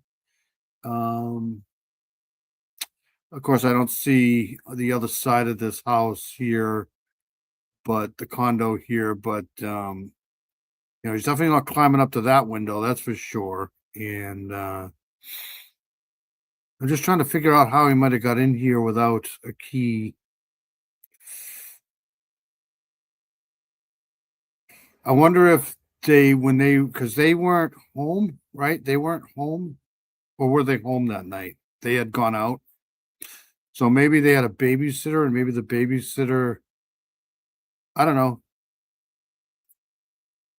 It just seems I'm trying to figure out a way this guy might have got. Maybe there's a slider here and he got in through the slider. I don't know. The cell phone is right there, and it's the person who brought the cell phone with them. And police say, here we go. This proves that you were on the scene of wherever this crime happened. In this case, it's not moving. How do you handle that as a prosecutor? Yeah, it's possible. It's possible that the kids let him in. Had this woman stalking me, she would park down the block and watch me. It was creepy. Then pull in my driveway and turn around. It was weird. I don't think so. I think he was a vascular surgeon in I'm pretty sure he lived in Illinois. I'm pretty sure that's accurate. But yeah, it's very scary when you have something like that happen to you. And I don't care who you are, man or woman. It's unusual. It's not good behavior. Prosecutor and say, by the fact that this didn't go anywhere, this shows that he very well could have been in Columbus, Ohio.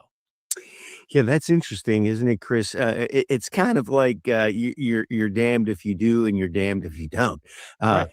We know so many cases have been solved because we've been able to show, or investigators have been able to show, hey, he's at the scene. He's there based on these cell phone pings, where this crime occurred. Now we have the absence of that. And, you're going to hear prosecutors say, well, he left it at home, so he couldn't be tracked. It's going to be interesting to see how the defense deals with that. Because again, it's almost like, what's developed from the United States Supreme Court when it comes to remaining silent. If you just remain silent and you don't say, I invoke my rights, then your mere silence can be used against you. And that's kind of, in a strange way, something that's evolved from the cell phone itself.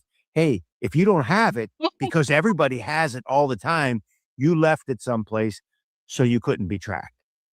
Because I would think if I was a juror. Yeah, that was like one of the scariest parts in any movie, right? The phone call is coming from inside the house.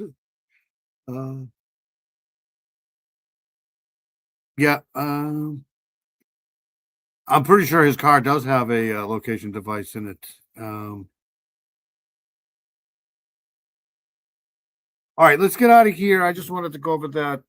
I'll keep following this here, but I'm pretty satisfied with what they're saying. I don't know, it just seems still kind of weird to me but it's definitely possible. I'm just surprised nobody said anything before. All right, anyways, we'll get on to the this guy to look. Some people have second jaw. So it's possible, yeah, absolutely. I'm pretty sure we'll find out. I'll keep up with that case there. I do believe that if he was stalking her, though, he's been stalking her for a while, so he might have tried to figure out an easier way to get there or a different way to get there, a more successful way to get there without being seen. All right, so let's do this missing person case of the week here. Okay, so let's see here. So this was done yesterday, I think. This week, missing Marnie Hughes looks into the case of 22-year-old Rutgers University student Mortimer Micaiah Wortman, who vanished just before Thanksgiving 2000, so a few months ago, in 2025, near his home in Ocean City, New Jersey. His family expected him home for the holiday, but instead got a knock on the door from the police. We're told that Micaiah was missing. They said Micaiah, hopefully I'm pronouncing that right, was reported missing by an acquaintance named Adam, who was facing criminal charges from an incident over the summer involving Micaiah. According to the affidavit, Adam allegedly threatened Micaiah with a knife and rammed into the back of his car after Micaiah refused his romantic advances. So this is going to be interesting here. Micaiah stormed off near the fire pit in the woods after the argument. The 12,000-acre wooded area is in the center of search operations.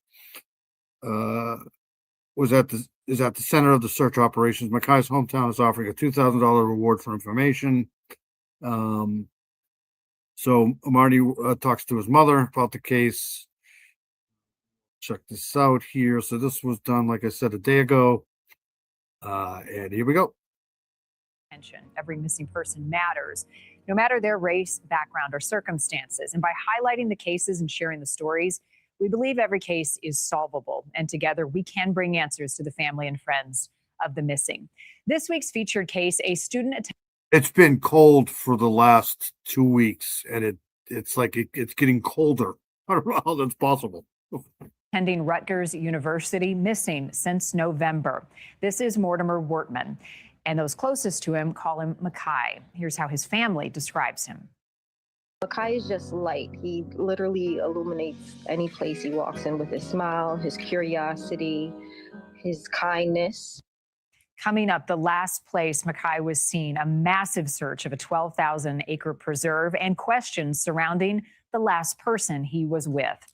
Before we get to that, several other missing cases to share. An urgent search for Thomas Medlin in New York. He is 15 years old. His family believes he left his school in Long Island and headed into the city to meet up with someone he had met playing Roblox. Thomas was last seen on Friday, January 9th. Police say he took the train and then was spotted at Grand Central Station around 5:30 in the afternoon. His mother spoke to News Nation's Elizabeth Vargas about the moment she learned her son was going to meet someone he had met online. It's somebody from his school told the school and detectives. Thomas told him, had a conversation with him, said, I'm going to meet a friend. I met through Roblox. That's what he told the friend. Friend told, say, don't go. Maybe it's not that safe, and told him. We didn't know this kind of conversation until we found out he went to the city and because through Roblox. Well, police say new evidence appears to show Thomas on the Manhattan Bridge the night he disappeared, and that a nearby surveillance camera captures a splash in the water. Police say Thomas was never seen leaving the bridge. Please contact the Suffolk County Sheriff's Department or call 911 if you see Thomas or you know anything about his whereabouts.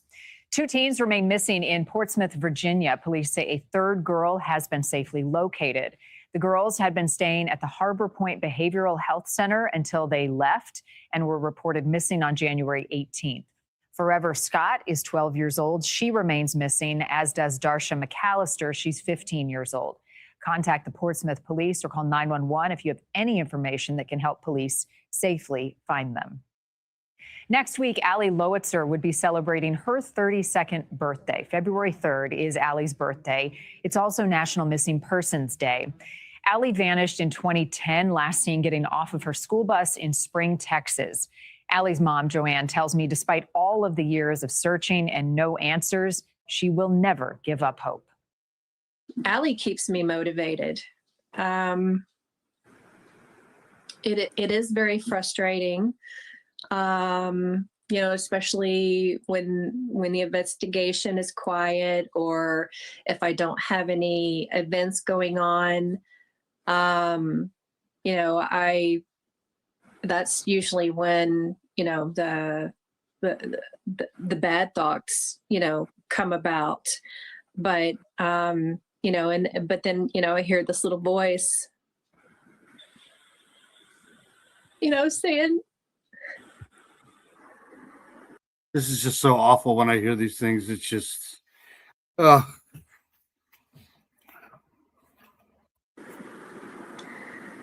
don't give up.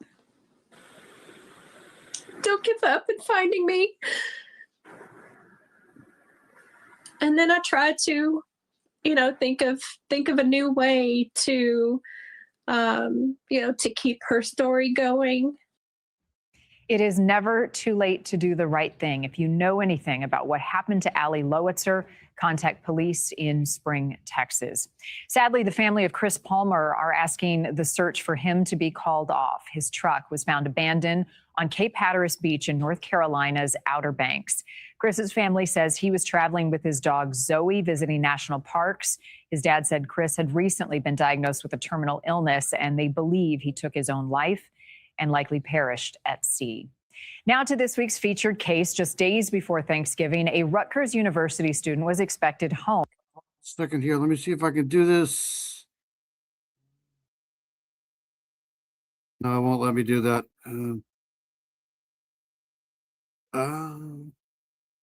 Why won't it let me do that? Hold on a second here. No,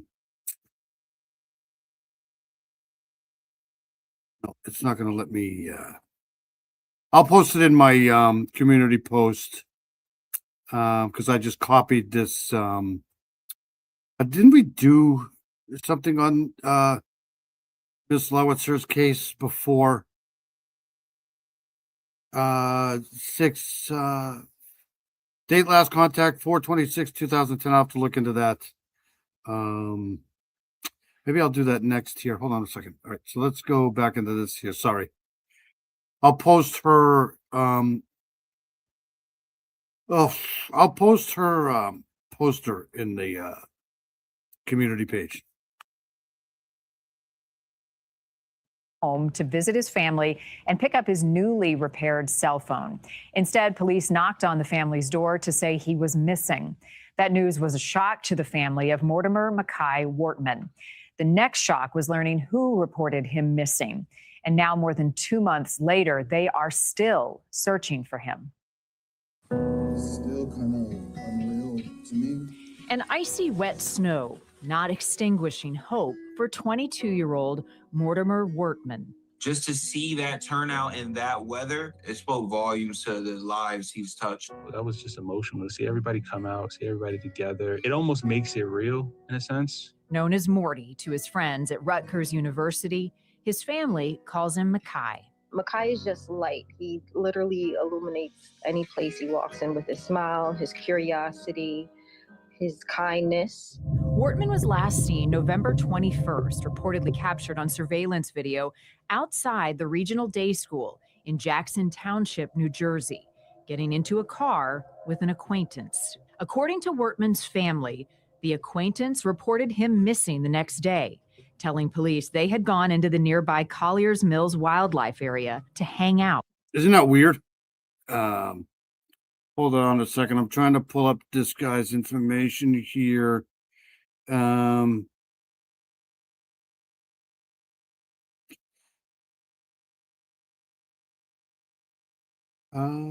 a second. I can keep playing this. Sorry.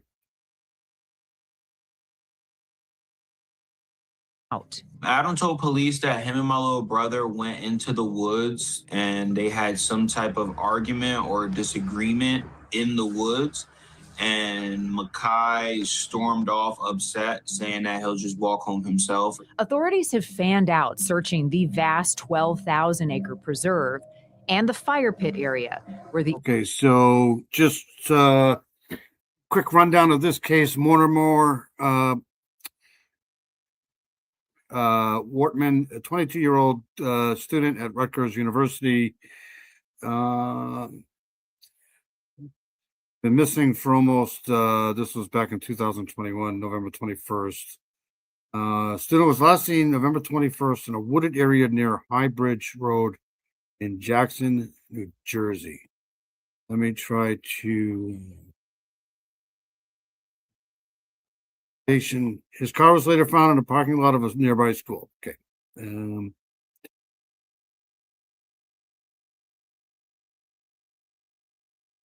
Let's go back to this here. Sorry. The argument reportedly happened. That's strange. Who said that? Somebody said something. They all left him by himself. Trick. Yeah. What a name, Mortimer. Yeah. The guy threatened him and he's hanging around with him. Yeah, it's weird.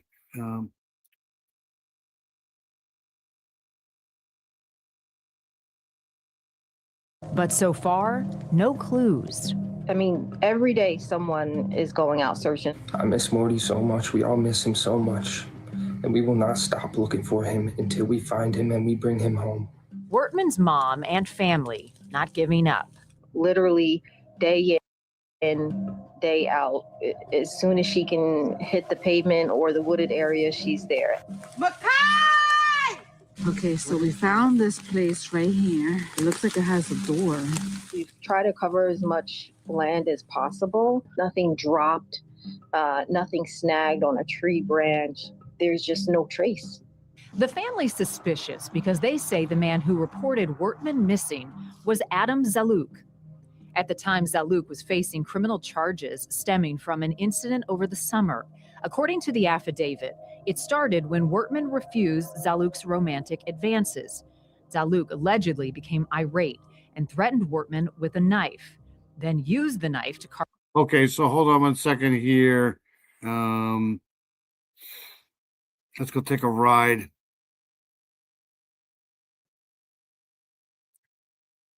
So this is Jackson Township here in New Jersey.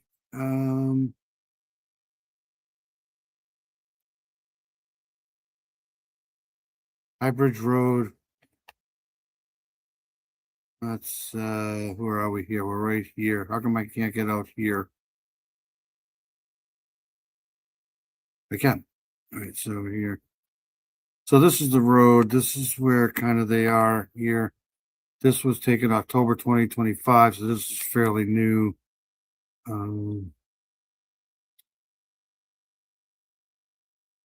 Shibby would like this because I'm driving on the wrong side of the road here. Where's the school that they're talking about, though? All right, so anyways, we got our landmark here. We're right. So he was last seen, whoops. He was, the student was last seen November 21st in a wooded area near High Bridge Road in Jackson, New Jersey. So this is exactly where we are right now, High Bridge Road. And then it says, his car was later found in the parking lot of a nearby school. So I'm assuming that it's Ocean County Voc-Tech School.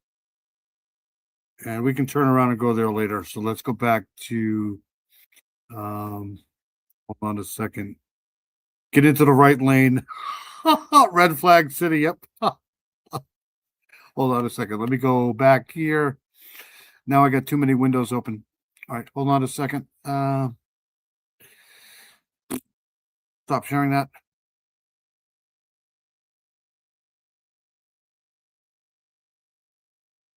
Okay, here we go. Defendant then used knife to carve into the side of victim's car. Okay. Carve a word into the side of his car and then rammed the back of Wortman's car before leaving the scene.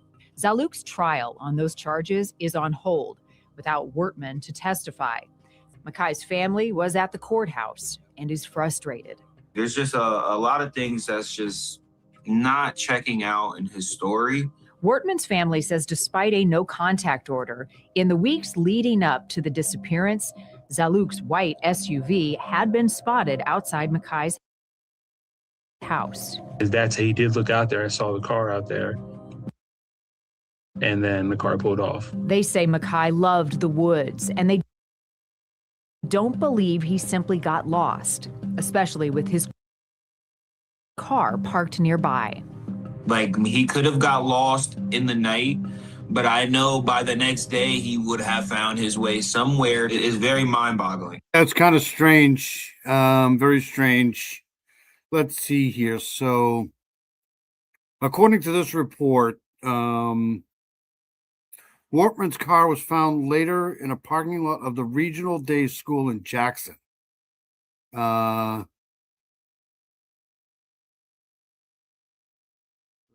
Directions here.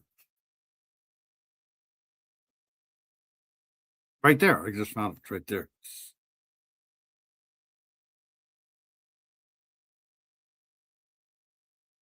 Okay, very good. I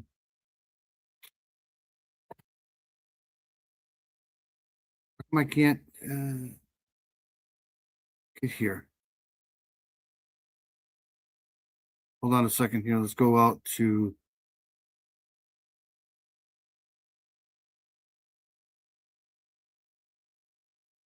maybe because it's a school, you think? Hold on a second. Let me share the screen here.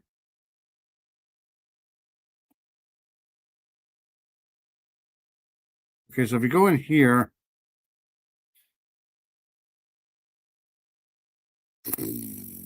whoops, that's me. Sorry.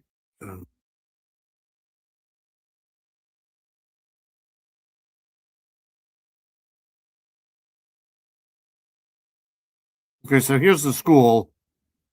So this is Highbridge Road here. We were just here. And then if you go up here to Highbridge Road, you get onto Tom's River Road that goes to the regional day school at Jackson. So this is the school here. And obviously they're not going to let me get in there. So this is kind of the locations anywhere to be aware of right here. Here's regional day school. And I can't get in there, so I can't. All right, so that's that. So we'll go.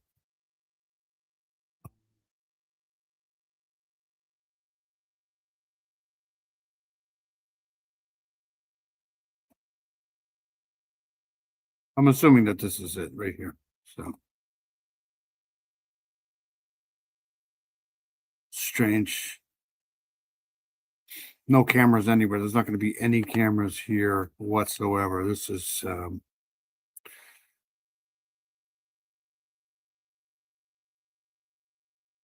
just past that guy in the green truck. That's what I look for. That's why I kind of go on these drives here, because I kind of look for, places that would have any type of camera or anything. I'm pretty sure they've checked some of these area businesses here. I mean, I don't know what this is. The school would have a camera for sure. All right, let's go back. Stop sharing this. We'll go back to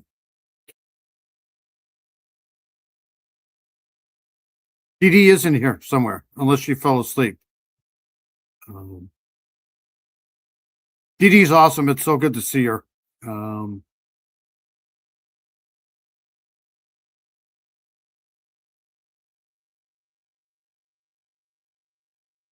The big question, why would Mackay have gotten into a car with the man accused of threatening him? I think Mackay is that person who gives everyone the benefit of the doubt and always, sees something good in someone. We reached out to Adam Zaluk, as well as the Ocean County Prosecutor's Office, which is handling the investigation. Neither has responded. For now, Wortman's family holds on to hope, praying these won't be their last photos together. And we just saw him on Halloween. If we knew that was the last time we would see him, we just wish we could have said so much more, hugged him a little tighter. I always, I don't want to say I always get nervous when I don't see anybody, people for a while. Because this is a tough business to be in, especially if you're in true crime, because you cover things like I have my other channels too. I got my sports channel and a music channel too, and you're always usually talking about something good and exciting and stuff like that. But when you're talking about true crime, man, you step on a lot of toes. Usually, talking about death all the time, it sucks. But it's always good to see people in here like Dirty Diana and Heather. I haven't seen Heather in here tonight, but she's probably playing Scrabble. Paula, everybody. It's always good to see everybody.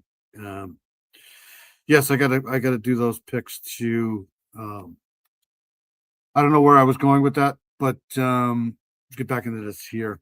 So according to this article that I'm reading, Yvonne Marks, Wortman's older brother, said his sibling was last with an acquaintance who later reported him missing. So they're obviously talking about who. And I think that's it on the write-up. There's been no additional news about his brother, Marks said, adding, "We're still in limbo."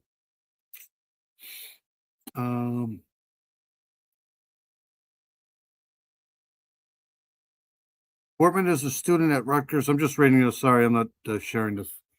According to a Facebook post shared by the institution, so he's a student. He was a student at Rutgers University in New Brunswick, which is a pretty big campus. Rutgers officials say they are working closely with the police. We are seeking any and all information that could help locate Marty. That's what the school said. $17,000 been raised in GoFundMe. So, okay, so let's go back to this here.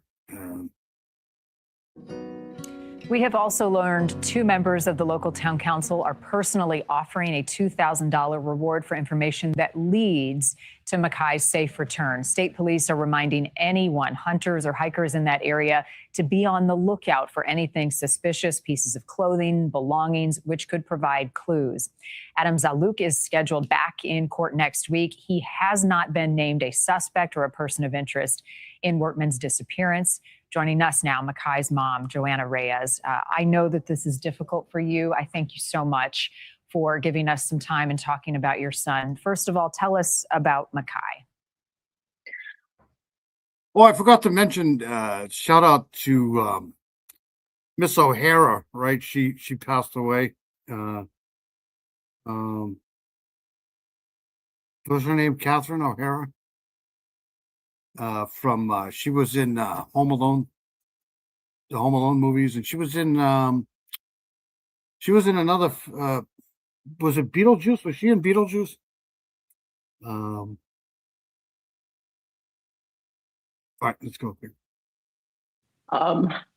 He's sweet, he's caring. This is just, I don't know why I do this to myself, but listening to these families and victims, relatives and stuff like this just really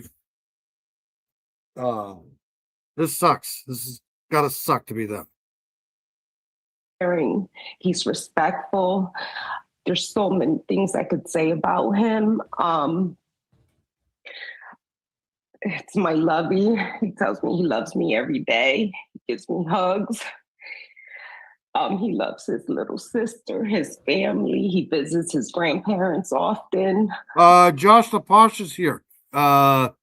It's good to see Josh LaPosh. Yeah, she was a great actress.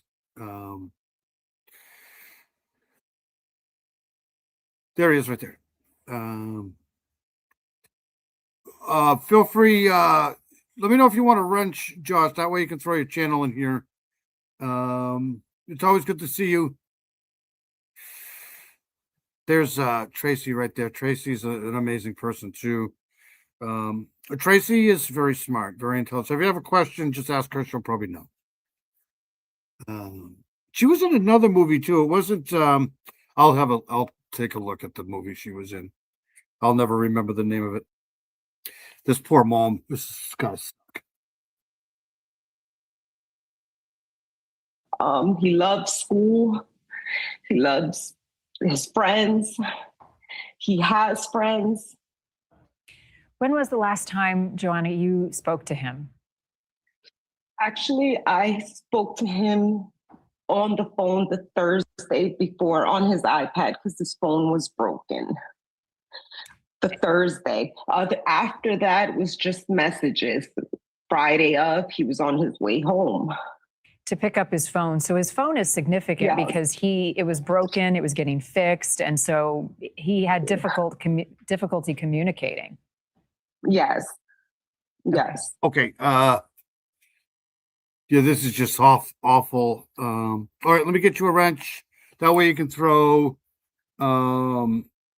your channel in here if you want. You don't have to do anything if you have a wrench. It's not like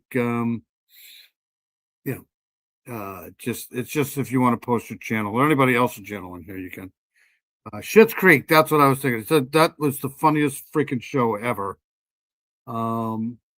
She wasn't really that old either. But anyways, let's get back to this. And that was like my biggest stress. Like I was constantly for a couple of days, like, don't forget your phone. You need your phone. Pick up your phone. Oh, believe me, I know. I mean, our kids with the phones, we know they have them, and it's our best way to keep track of them. So he lived with you, that's correct? Yes. Okay. Yes. Shocking that the knock you got at the door was from police. Did you even know he was missing? No.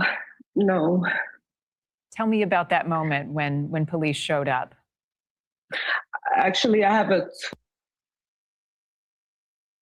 2-year-old. He has a little sister, so I was putting her to Whoops, sorry. nap, and I get the knock on the door, and that's when they said that somebody reported him missing, that a friend reported him missing. So I was like, what? And then they said his car was parked up the street at the regional base school. And I'm like, no. So we went, like, quickly ran over there. Mm-hmm. Any leads in these searches that you all have conducted? Any evidence found along the way? Nothing. And I'm out there every day. Like, this has been the toughest. All right, let me know if that worked, Josh. I think I just gave you a wrench. This is just so sad. This is terrible. This just happened. So this video came out yesterday, premiered yesterday. So, this woman is going through hell for years here. This week for me, it's snowing, it's ice out there. I don't even know if you could drive through those trails. I know it's hard driving around. Mm-hmm. Well, the relationship with Adam comes into question. He was the one to report your son missing. What did he share about Adam in the days and weeks leading up to his disappearance? Really nothing much at all. I know that I had texts prior saying, oh, my friend is going through something. I'm trying to help him out, but I didn't never put like 2 and 2 together. So I was like, I didn't even know that was Adam at the school when. Adam says Mackay stormed off after an argument.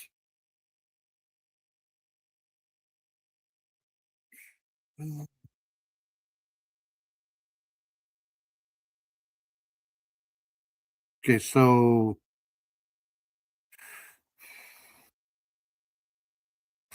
Wortman's car was found later in a parking lot regional day school in Jackson. So I wonder if the car was actually put there by somebody else, maybe. I wonder if they got any forensics off the car. I saw him. Mm-hmm. He has not been named a suspect or a person of interest in the case, but he has been charged from that July incident. What happened in July? I got a phone call just saying, that he was. Yeah, for sure. He's definitely a person of interest, that's for sure. Out with a friend and they got into an argument and he attacked me. And I'm like, where are you? He had told me, he called me to make sure if I was home to lock the doors. The first thing police are going to do is where's your alibi? Like when did you last see him? So they last saw him. He was last seen at 22nd around 10:30 p.m. local time, November 21st. So that's their starting point, right? That's and they can probably get confirmation of that from witnesses, maybe cameras, maybe time frames and stuff like that. So that's what they have to work with. So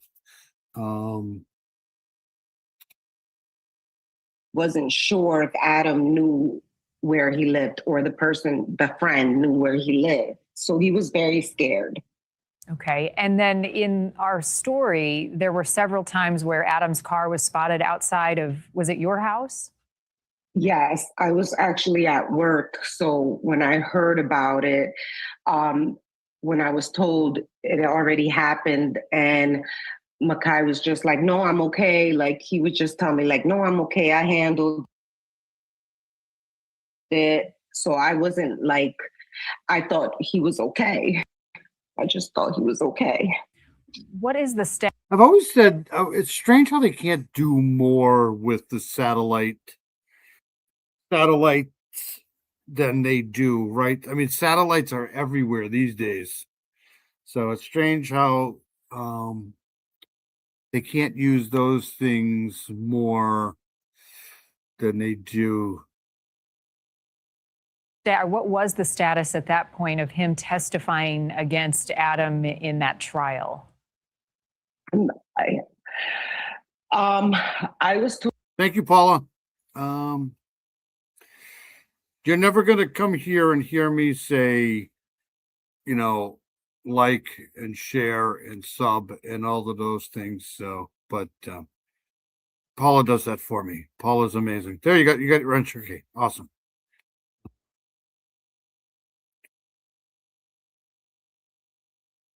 Told from my son that he didn't have to show up because they had a video showing everything that happened, so that he didn't have to physically show up to court. Okay. Second here. What did she just say? I was talking, so. I thought he was okay. I just thought he was okay. What is the what was the status at that point of him testifying against Adam in that trial? I was told from my son that he didn't have to show up because they had a video showing everything that happened, so that he didn't have to physically show up to court. Okay. What else had he shared? Was he concerned for his safety? Were there anything else unusual that stood out to you before he was last seen? No. No. What about Joanna police? What are they saying to you all right now?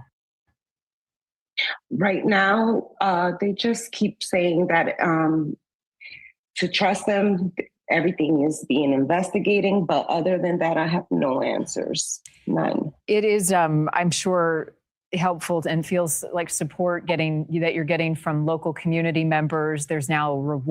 Strange is,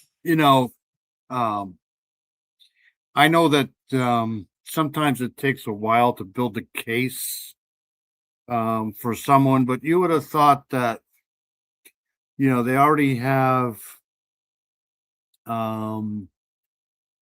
this pending charge on this guy here, with this guy accused of threatening him. But did they say that he was in jail, or is he just pending? It's just weird how they haven't been able to tie him with this yet. Ward in this case. Do you know how that came about? One of Makai's closest friends went to the Jackson board meeting and spoke out. So that's how Is that your channel right there? Pretty sure that's Josh LaPonche's channel right there. Give him some love. Let's see here. Southern Gal's amazing too. Southern Gal's probably sleeping right now. And I try to shout out as many people as possible. So came about. Yeah, and 2 council members are now offering a reward. So your son was a student, we mentioned, at Rutgers. What is he studying? Landscape architect. And you said he enjoys school? Yes. Yes. He's 22 years old. How much school does he have left? He was due to graduate this year, May. Okay. And tell me about his plans after that. Oh, he had plans.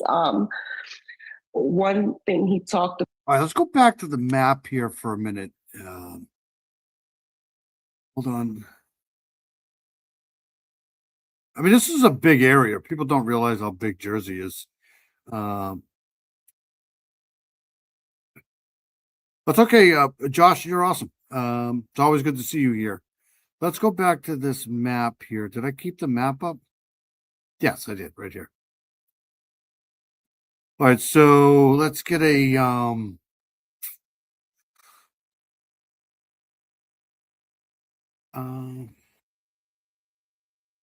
I mean, it's a big area here. This is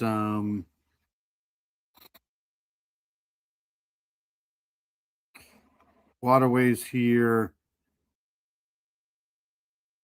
So there's the regional school there. So he was last seen. This is where his car was found, here at the school here. And he was last seen High Bridge Road here. Yeah, so he was last seen around 10:30 local time, November 21, in a wooded area near High Bridge Road, wooded area. Why isn't that more specific?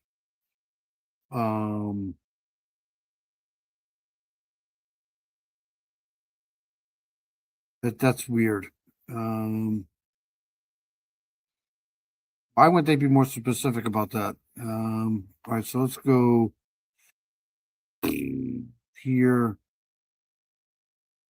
I think you're in the wrong lane. Yeah, I'm always in the wrong lane. That's stay in your lane, bro. Let's go here.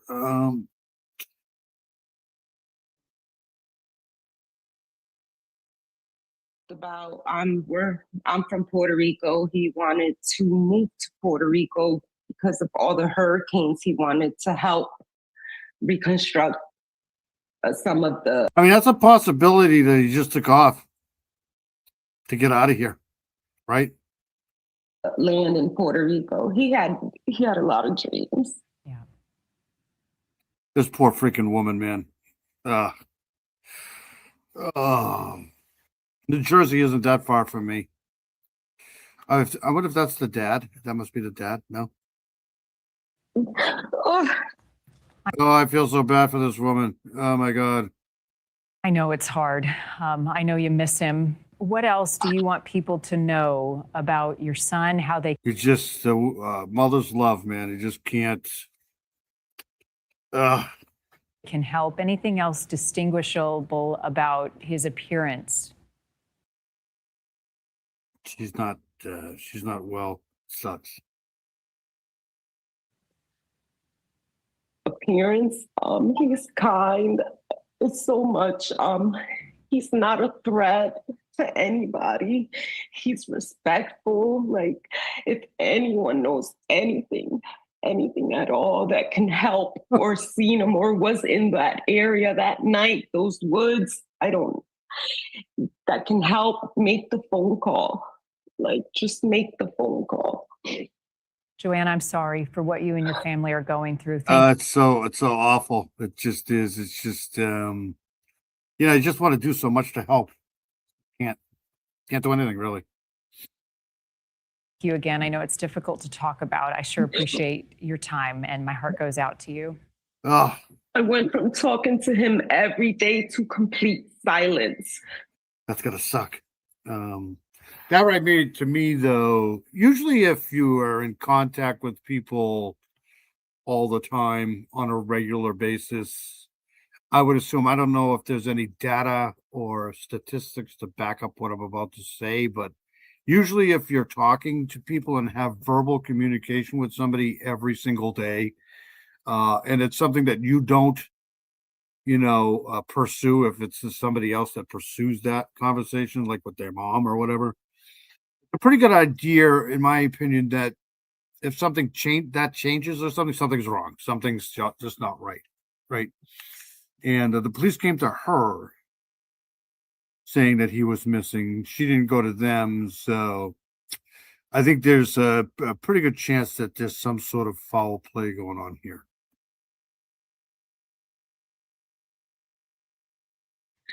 Something. We need to find him. Well, we'll do our best.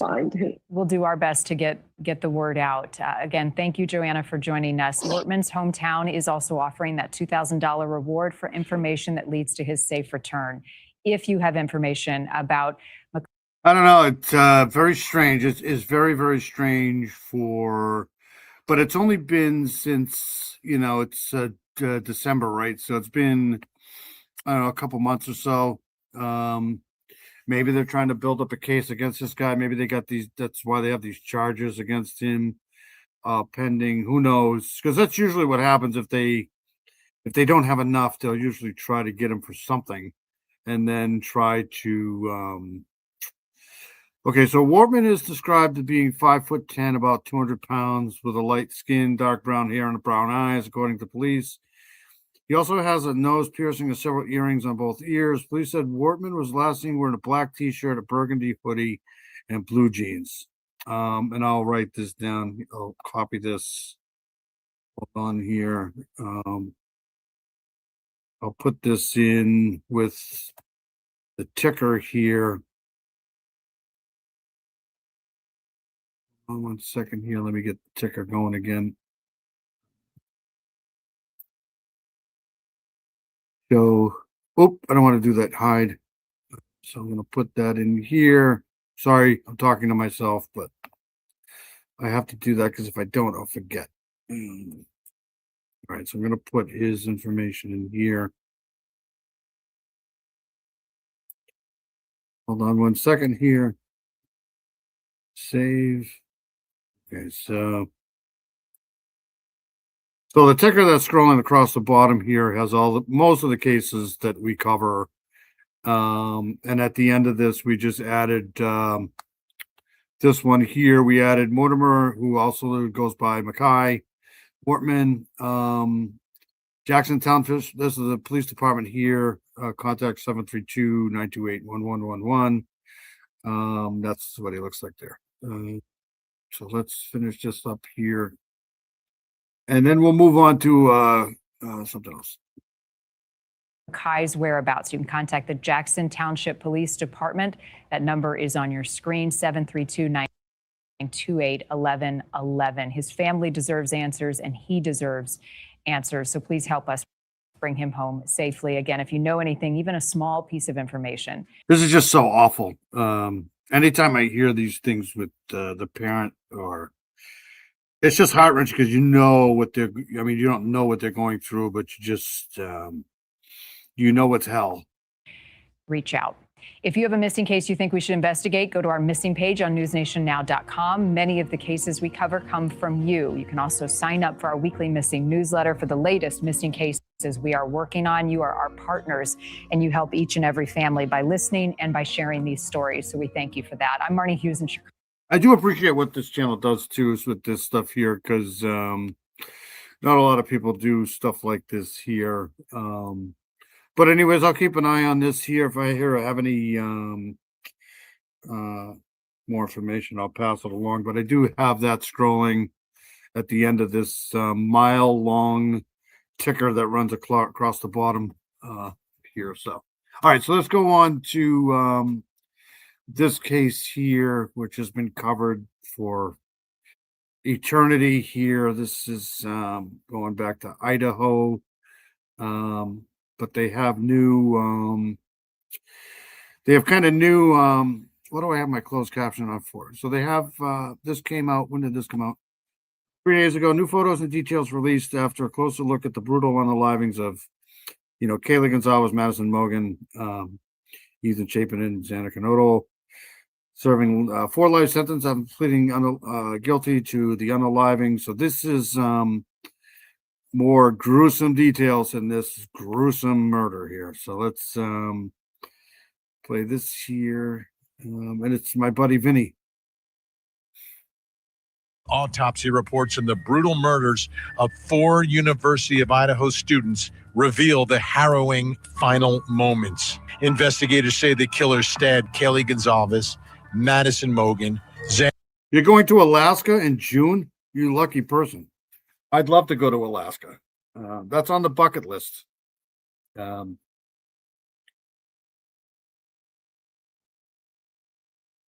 wooded area appears to be Collier's Mill. In Jackson, New Jersey. Collier's Mill.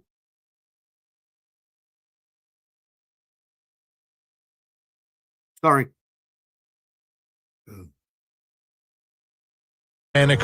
I wanted to do this first. Hold on one second. I wanted to go here since we mentioned it a little earlier. So this is a few accomplishments of that actress we were talking about here. So let's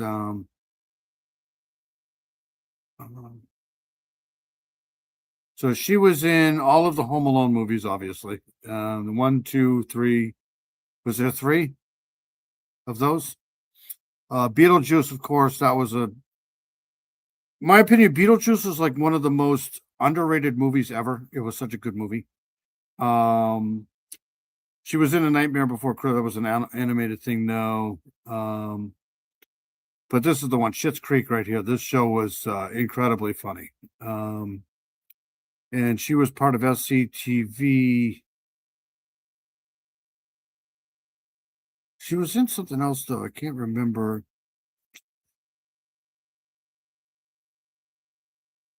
Maybe not.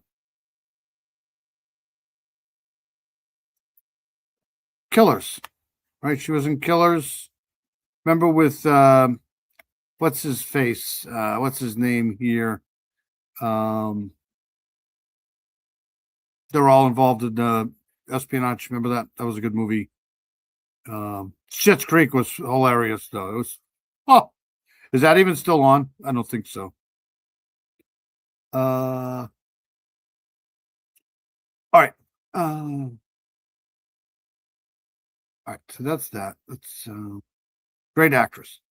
We'll go back here. Hold on one second here. We'll get looking around for property.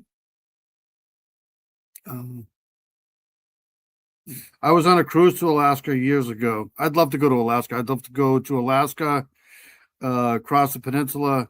I mean the strait there, right into Russia, and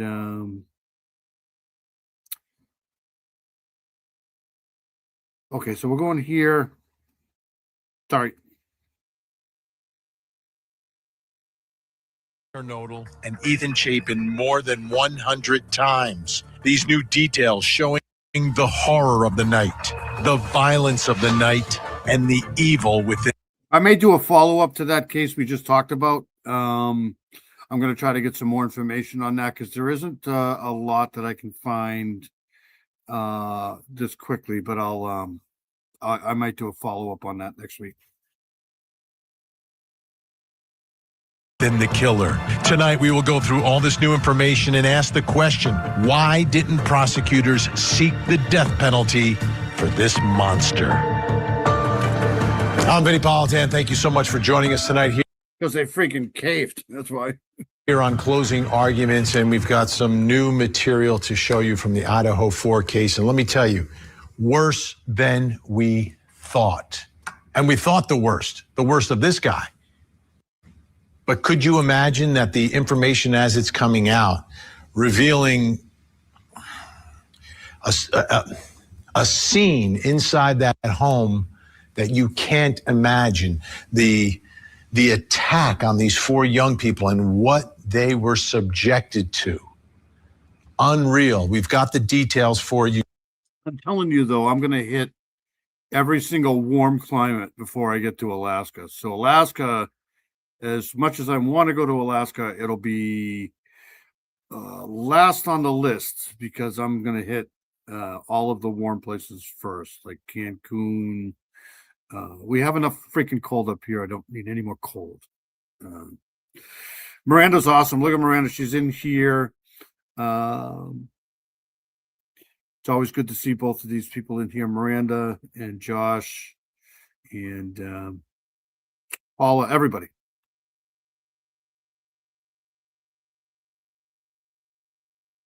You tonight, horrific bloodshed in that house. This was kill. This was overkill. This was, I mean, the picture that's painted in my mind tonight is a sort of a manic episode where this guy just has the adrenaline going through the roof and is just taking it out on the next person that he sees. And once you hear these details, you're going to be really surprised that he did not go after Dylan. Because remember, Dylan sees him. I don't know if he sees her, but amazing that in light of what we're learning now, that 2 people were spared in that house. Now, the other part of this, once you hear and you'll get the details of all this horror, the prosecutor gave him a deal. I cannot get over this. I still cannot get over this. And the reason.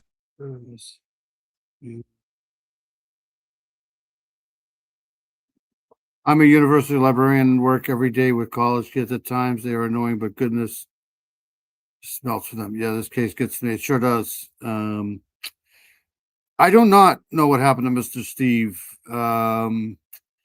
Last I heard from Mr. Steve, he was on another channel, and then I haven't heard from him since. So he's probably living the good life down there in the South. We miss Steve. Mr. Steve is arguably one of the greatest people on the planet. Him and Mr. Steve, they're just amazing freaking human beings. I hope they're well. I hope he's taking a break. They deserve it. So, yeah. We love Mr. Steve. We love Mrs. Steve. They're tremendous people. But this freaking clown here, I don't want to blame him, the prosecutor, because he has higher ups too that he's got to answer to. But the state did not want this to go to trial because they didn't have money for it. I mean, money talks, man. Money is a key motivating factor in these things, and that's how you get away with unaliving people these days. You just you wait, and take a plea. That's what you do. Reason being, it is a state that has the death penalty. And if you don't seek it against this guy, then who would wait till you hear the details? Who else would be eligible for this? This is, I mean, it's a fine line. It's definitely a fine line for the families. I do know a couple of the families in this case definitely wanted to go through the trial, but there's 4 different families with 4 different opinions. So I understand why they didn't want to go to trial, but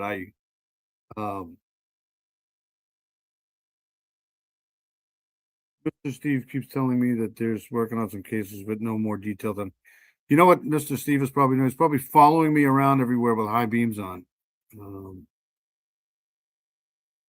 who it's designed for. But the prosecutor gave him a deal. And that's why I always ask the question, did they get justice? And you can say, well, some of the families didn't want the death penalty. At the end of the day, should the worst of the worst be punished the most severe? At the end of the day, in a state that has the death penalty, meaning the people of that state elected people into office who put that on the books, which means the people want it in that state.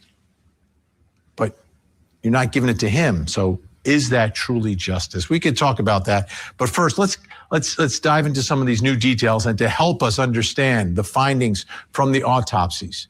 I want to bring in forensic death investigator, host of the very popular Body Bags with Joseph Scott Morgan. Joseph Scott Morgan is with us. Thanks so much for being here. This is going to be a tough, of course, fan. This is going to be a tough little segment, but I brought you in because this is going to be probably triggering. Understand these death scenes.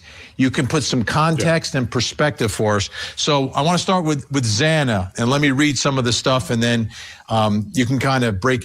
So this is probably going to be a little triggering. So if you guys want to, if you're not, if you don't like this stuff, and nobody does, you might want to turn your volume down or whatever. It down for us. Cause of death: multiple sharp force injuries, while also suffering abrasions and contusion of the head, torso, and extremities. Awake at the time of the attack. See, this is the bullshit, right? Because they tried telling us that everybody was sleeping at the time of the attack. They're so full of shit, right? This is just suffering abrasions and contusion to the head. So that's telling me that he either used the butt of whoever it is, used the butt of the knife for these abrasions, but let's go. 67 stab wounds. Wow. 25 incised wounds of the upper extremities. 23 stab and incised wounds of the scalp, face, and neck. 7 stab wounds of the chest. This is overkill here. This is, this guy went, whoever did this, and I'm pretty sure it was him, just went psycho on this woman here. There's just no way somebody can do this without being psychotic. Look at this. I mean, this person really wanted to inflict the absolute maximum amount of injury to this person. 4 stab wounds of the abdomen. 3 incised and puncture wounds of the back. 5 incised wounds of the lower extremities. Punctures of the outer table of the skull. Perforations of the jugular vein, heart, lung, and pulmonary blood vessels. Hemorrhage into the chest cavities. Wounds extending into the bones of the right hand. It's duck and felonies in here. I apologize always to Duck and Felonies for not, when I sign off, saying goodnight and thinking Duck and Felonies is awesome. I find it hard to believe that Kapaka wasn't involved with this guy. How does one person kill 4 people at once? I don't know. All I know is whoever did this really just went freaking berserko. Punctures to the outer table of the skull. I mean, this is bad, right? This is overkill here. It's hard for me to believe that she didn't have.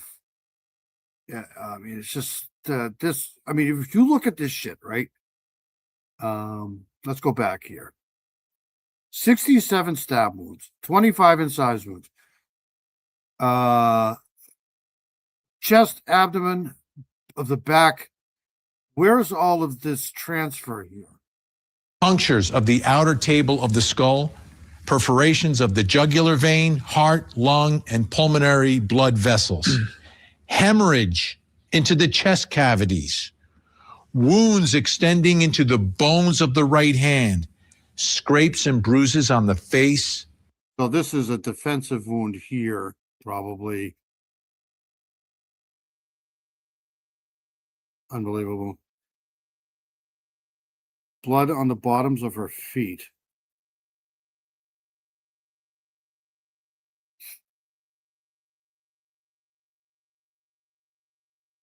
Torso and extremities.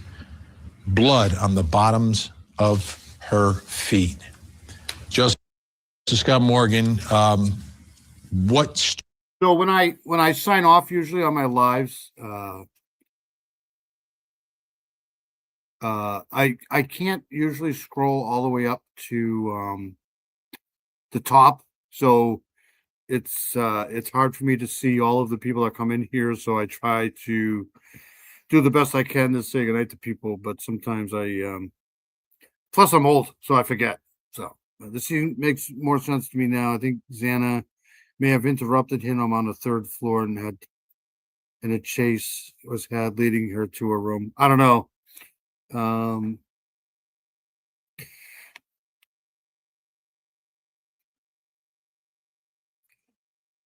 So this was a lie. Wherever they got from the beginning of this case, I knew they weren't all sleeping. That's impossible. Story is this telling about what happened to Xana?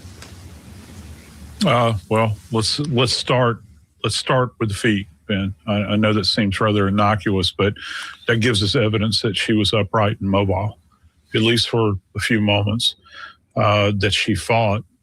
You don't get this contact trace blood elements on the feet without I don't know. He could have grabbed her and picked her up by the shirt or whatever she was wearing to impale her. So I mean, you're never going to know. I mean, that's the thing with this thing. You're just never going to know. So there's so many. What I do know is that this person here was just overkill. I mean, there's a lot of, this person had rage 67 times. If this was one person, 67 freaking times, I'd be tired after 20 times. I'm telling you, like, it's, there's a lot of, there's got to be a lot of, what's the word I'm looking for? Adrenaline that goes into that stuff, and you tire from adrenaline pretty quickly. So,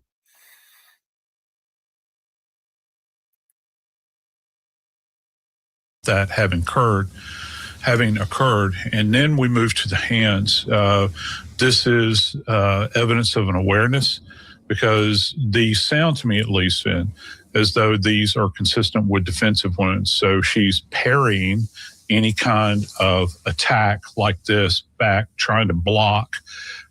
She's awake and alert at that moment in time. And then you begin to get into all of these other planes of the body that are insulted. So it's not as though that the perpetrator is merely advancing on her face to face.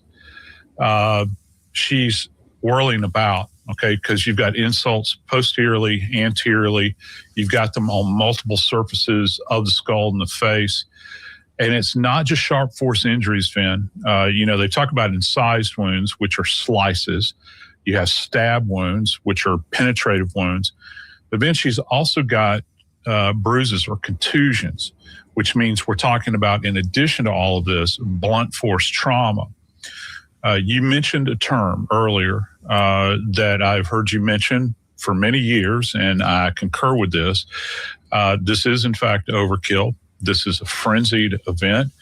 I can't necessarily go to motivation, but I can tell you, Vin, that cases like this that I've worked over the years, this goes to being fueled by intense anger, fear, all of these sort of things. And if we believe what the narrative is that we've heard over and over, Xana was that kind of, she was that individual that stood between him and getting clear of this environment. He did not expect to encounter her. So he's like a caged animal, with emphasis on animal here, Vin. Let's get to our next victim, Kaylee Gonzalez. Cause of death, multiple. I still think it's possible that he had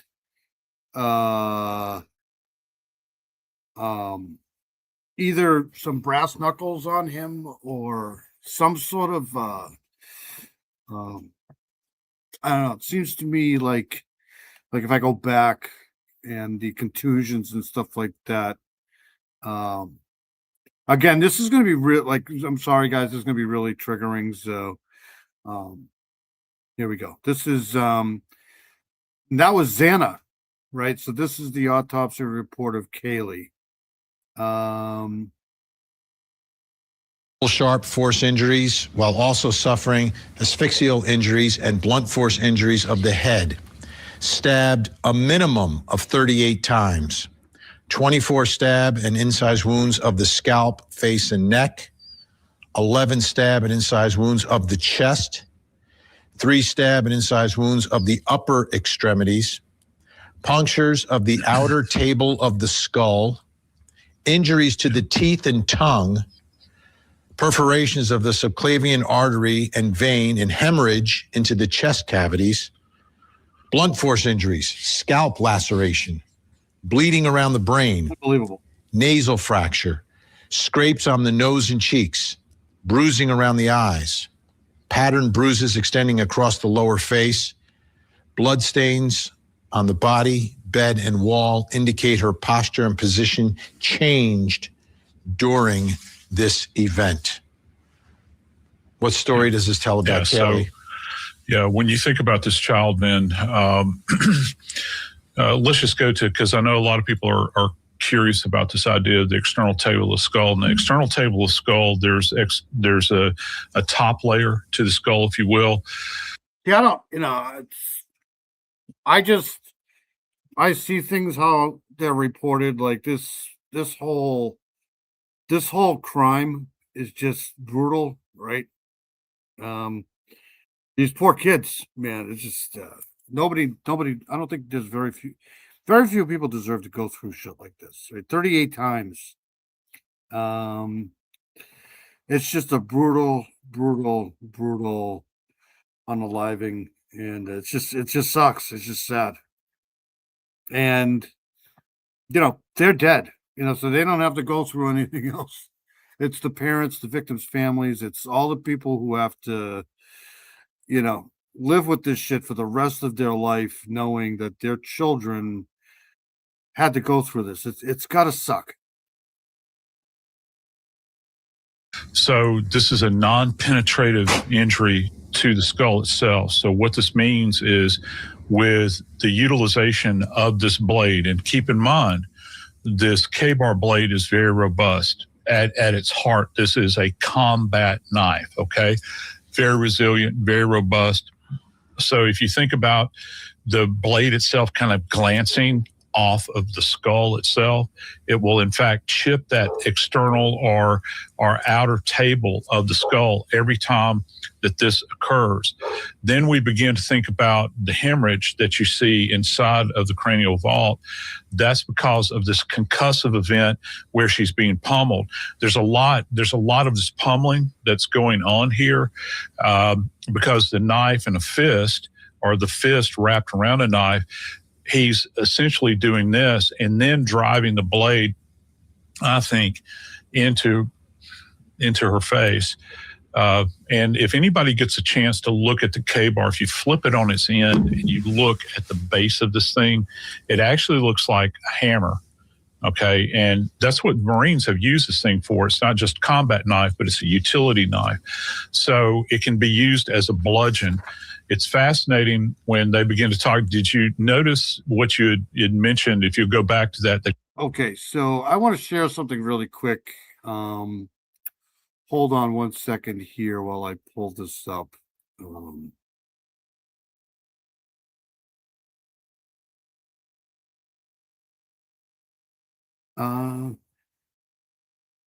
So this is a K-bar knife here. And this is the butt that he's talking about here is like a hammer. The peen here, the flat of the front of the hammer. That's what he's talking about there. I don't know, man. You impale somebody. I mean, look, this is a better image here. There's a man's hand right there, right? On this blade, this handle here. You stab somebody that many times with this knife. Just think about all of the BLOOD all over this thing here. How he doesn't cut himself on this knife is beyond me. Let's see if I can find, because this handle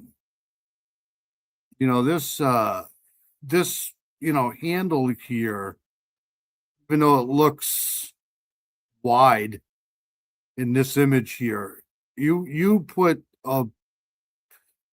any type of liquid on here, and this is going to get very slippery in here. So just that to me never made any mistakes. I mean that to me never made a lot of sense. 38 times. So hold on a second here. 67, 38. Let's do some math. That's a lot, man. That's a lot of swinging, all of that stuff.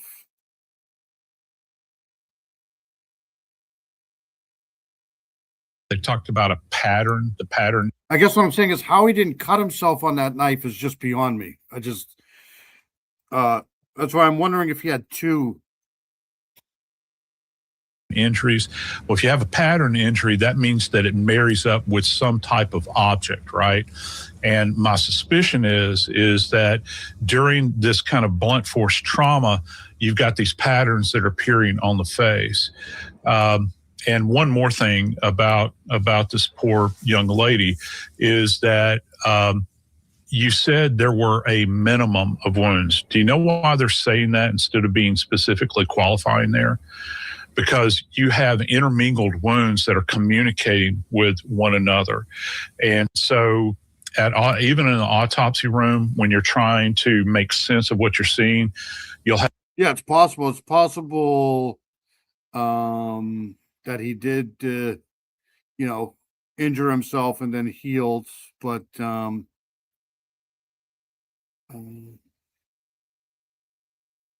was his DNA found at the crime scene? The only thing they found was the DNA on the knife sheath thing. I just think that hold on a second here. We have our calculators, so we're going to add these up here. 67, 67 plus 38. You already have 105 right now. It's just two people. 105.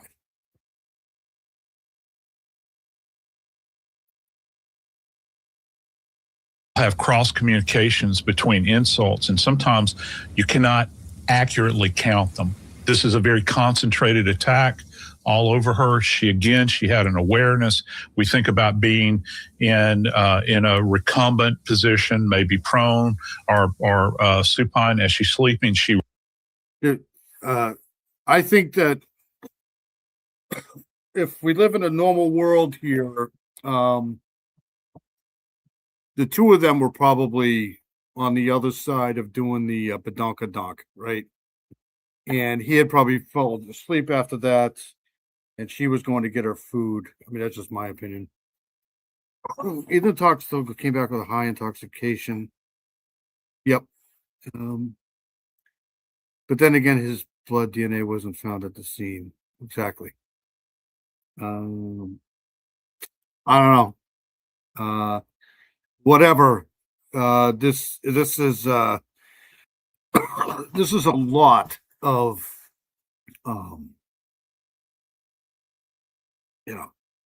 I'm just telling you, when you impale somebody that many times, you run out of energy really quickly because you're going through, I mean, not to be gory or gruesome, you're going through, bone, cartilage, all this stuff, and it gets, it's got to get taxing. That's a lot of that. We're up to 105 already. Reacts. She rises to this. So the attitude that she's in physically is adjusting relative to the attacker. All right, let's go to Kaylee's best friend, Maddie Mogen. Cause of death: multiple sharp force injuries, 13 stabbed and incised wounds to the scalp, face, and neck, 10 incised wounds of the upper extremities, 5 stab wounds of the chest, wounds to the lung and liver, perforations of the subclavian vein, subclavian artery, and blood vessels of the chest wall, an incision of the nasal septum, and a perforation of the tongue. One other thing, if you could give us your opinion on does any of this give you any indication of who may have been murdered first? Not, you do that at your own peril, and any forensic pathologist or medical legal death investigator out there would say the same thing. I still believe, this is just my opinion, I still believe that if you're a smart attacker, you go up to the people who are awake first. The people that you encounter first. So in my opinion, I believe if this was him, Xana was taken out first, or at least she was met first, and then Ethan, and then he went up and finished the girls up. And then he came back downstairs and finished off Xana because they were awake. She was expecting food. So he goes through the sliding door, and she's the first person that he sees. That's just my opinion. That's how I think it happened. All we can merely do is give you an indication of the number of insults that have occurred, the level of trauma. It's very, very difficult to put this in order. I wish we could so desperately, but we can't. It's almost an empirical impossibility to do that. Maddie's injuries are unique to her in the sense that you begin to think about she's got, if you touch the underside of your nose, this is your septum right here. So she's got an incised injury that literally goes across this area, clips the nasal septum, as it will. So the blade is literally being dragged across her face at this point in time.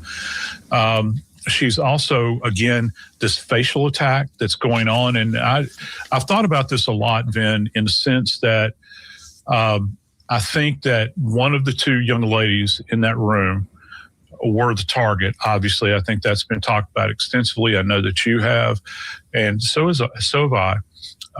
But when you combine the level of trauma that both Maddie and Kaylee have sustained inside of this environment, this is almost an effort to disfigure. That's why I think that upon the initial event, when the perpetrator entered into this room, first off, I think this is probably sexually motivated.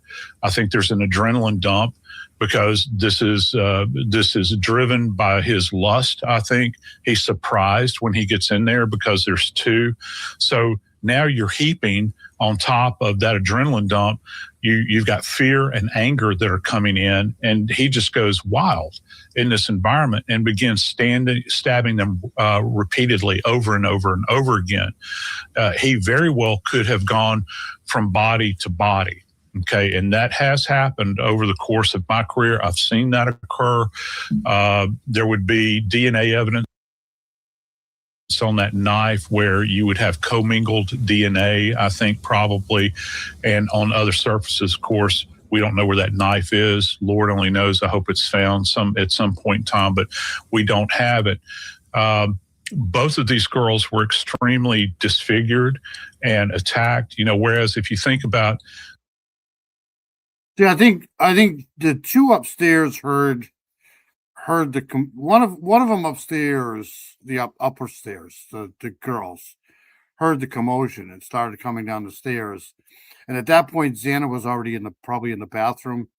Because according to the witness, she originally said she heard Xana, not Xana. She heard one of the girls upstairs come down. But she later said, apparently, which I couldn't figure out for the longest time, that it was Xana. So that would indicate to me that if she said that and then she retracted that, that means that Xana was already in bathroom, saying those words like, or he was saying, "Don't worry, I'm going to help you." So that was Xana, right? And because it couldn't have been Xana going up the stairs. She's so that's why I think it was Xana first. And Ethan was probably in bed sleeping or something, and he was taken out pretty quickly. And then he went upstairs, or they went upstairs. Kaylee and Madison were attacked because they probably heard the commotion downstairs. So, all right, so let's go back here. That's just my opinion. Because if you listen to the witness statement from when we went over that, when she was talking to the cop outside, she said that she thought that was either Madison or Kaylee, I forget who she said, but then she later retracted her statement and saying, well, because that wouldn't make any sense, right? It had to have been Xana. Xana, her wounds are more randomized. You know, they're over multiple planes. These two victims, you have this kind of concentration where he's really focused on the face here, Ben. Final victim, Ethan Chapin, 6 incised wounds of the upper extremities, 6 stab and incised wounds of the lower extremities, 4 stab and incised wounds of the scalp, face, and neck, 1 stab wound of the upper chest, perforations of the jugular vein, subclavian vein, and subclavian artery. Yeah. So what stands out to me about Ethan's injuries, specifically the concentration is up here. For folks that are wondering where the subclave is, if you'll find your clavicle, your collarbone right here, the subclavicular clavicle runs beneath there. It's a major blood supply. So you're going to have a lot of internal bleeding with this. It doesn't seem as though that Ethan really moved from the position that he was in. But one thing that's always struck me as odd with this whole thing, that's why I wanted to play this, because whatever, I mean, trying to figure out this shit is good luck. But I mean, it's just brutal. Just these people didn't have to die. You know, it's just this is what you get. You know, it's just horrible. It's just absolutely, these people didn't deserve this at all. So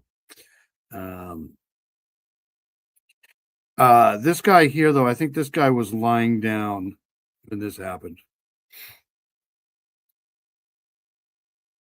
Ethan, and I think you probably know where I'm going, Vin, are these insults that he has on his lower extremities. They seem to be incised wounds, and I don't, and look, in the heat of the moment, maybe the confined space in here, you can't explain it because you've got somebody that's reacting in anger, but in that concentration, they're that low on the body. I've never been able to make sense of it or what the purpose of that was. And of course, you know, I don't think that we will ever know that, but Ethan certainly is traumatized to a great extent as well. There is not as much facial disfiguration with him. I don't think that the perpetrator spent as much time in his efforts to kill Ethan as he did the others. Joseph Scott Morgan, your insight is the best, and really, I think, gives us all a much clearer understanding of what happened here to these 4 victims, and we appreciate your time tonight. So I just wanted to play that. It's gruesome. It's awful. Joseph Scott Morgan, You're thank quite you. welcome, my friend. All right, let's bring in our think tank. Joining us tonight, criminal defense attorney, former head New Jersey County prosecutor Bob Bianchi, along with former police lieutenant, trial attorney Rick King, and finally, national parenting and family relationship expert, Dr. Sue Kornbluth. Okay, here's my question I'll throw out to everyone, which is the way this all ended was with. Have a good night. Josh LaPosh, it's always good to see you here. Didn't one of the girls reject him? I don't think so. I don't know. It's possible. I don't think anybody ever is going to know. They should have had this guy talk. If they're going to do this here, they should have had him talk. But I don't think we're ever going to know. And now they've interrupted his book rights, so nobody will ever know. All right, so let's get out of here because I got to get out of here soon. I've been here almost 3 hours. I do want to play one more thing here. Let's see here. I do want to play this here. Hold on 1 second. All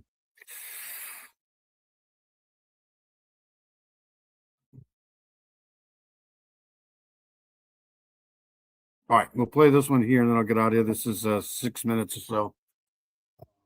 All right, so 45 years later, mystery remains over 2 girls kidnapped in the Edison Mall in 1981. 2 teenagers were kidnapped from Edison Mall. One was later found unalive. The other, they never found her body. But could an anonymous letter lead detectives to her? They need your help in deciphering it. So here we go. This was done on the 26th of January. This is a terrible case here. Terrible case here. and it was very popular back then. It still is now. So here we go with this here. Every action, there's a name. And the search for those names, well, that's where these stories begin. And I'm on a mission to get to know the names we know and perhaps find the ones we don't. Along with I'll never understand that in that case, because when you like four people is one thing if you're pew-pewing them, right? That's pretty easy. You can do that about 3 minutes, literally. But when you're wielding a knife for that long with 4 people and unaliving them so many times with a knife, there's got to be, I mean, it's just so weird how he didn't cut himself. There's no blood found at the scene. It's just, to me, that never made any sense to me in this case. So maybe he had 2 knives. Who knows? I don't know. Maybe he had, brass knuckles or something with him. We'll never know.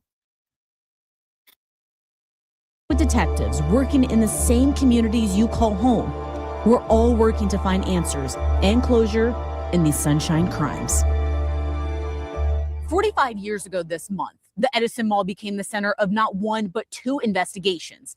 I'm Fox 4 executive reporter Caitlin Knapp. The crimes happened less than a month apart, but it wasn't just the time and place that led detectives to believe they were connected. Edison Mall was the place to be back in the 80s. People like 17-year-old Mary Opitz would shop, walk around, and just hang out. She got tired of shopping and told her mother she wanted to go out to the car and rest there. While Mary's mom stayed inside, Mary went to their car, this red Chevy Camaro. About 20 minutes later at 7:30 at night, Mary's mom walked to the parking lot. They don't see. Exactly. I mean, it's just, I don't know. It's crazy case. That's good to see Big Fish still here. I don't claim to know. I put percentages on things. Obviously, if there's like the Chad Duham case, it's he did it, you know. But I got Brad Kohlberger. I got about 80%. I usually go by percentages. Let's see here. See Mary around. You know, I don't know. I wasn't there, so I don't know. But all right, let's go here. And they see the packages that she had on the trunk of the Camaro along with the bag of pretzels. Mary's mom started yelling for her, but no one yelled back. Police got involved that same day, January 16th, 1981. Law enforcement does go out and interview her friends and other family members to try to determine where she is and what happened to her. And I honestly don't have problems with opinions, right? I mean, none of us were there, so I know some people get bent out of shape over opinions and other people's I don't. Opinions are opinions. They're, you know, everybody's got one, really. So I can't judge another person's opinions because it's not mine. But I have no problem with people's opinions. They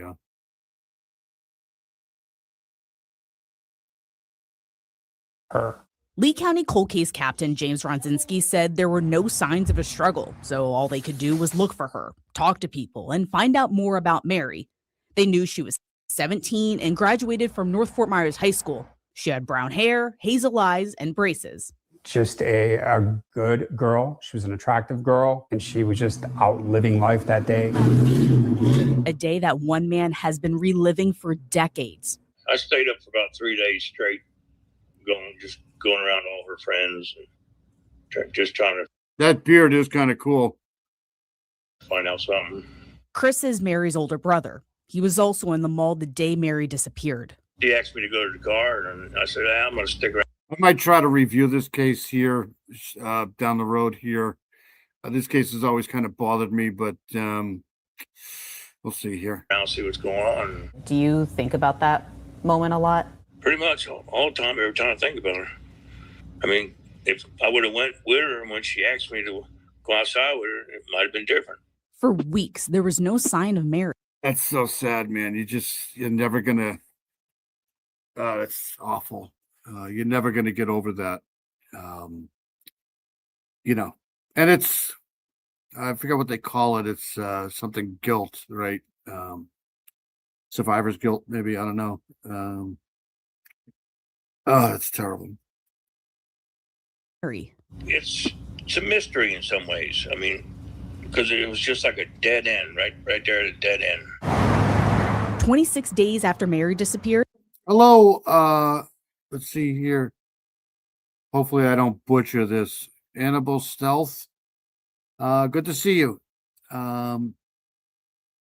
Always good to see people here for sure. One guy was drunk, so they were all drinking heavily. Yeah, I'm pretty sure they were all, most of them were probably blitzed.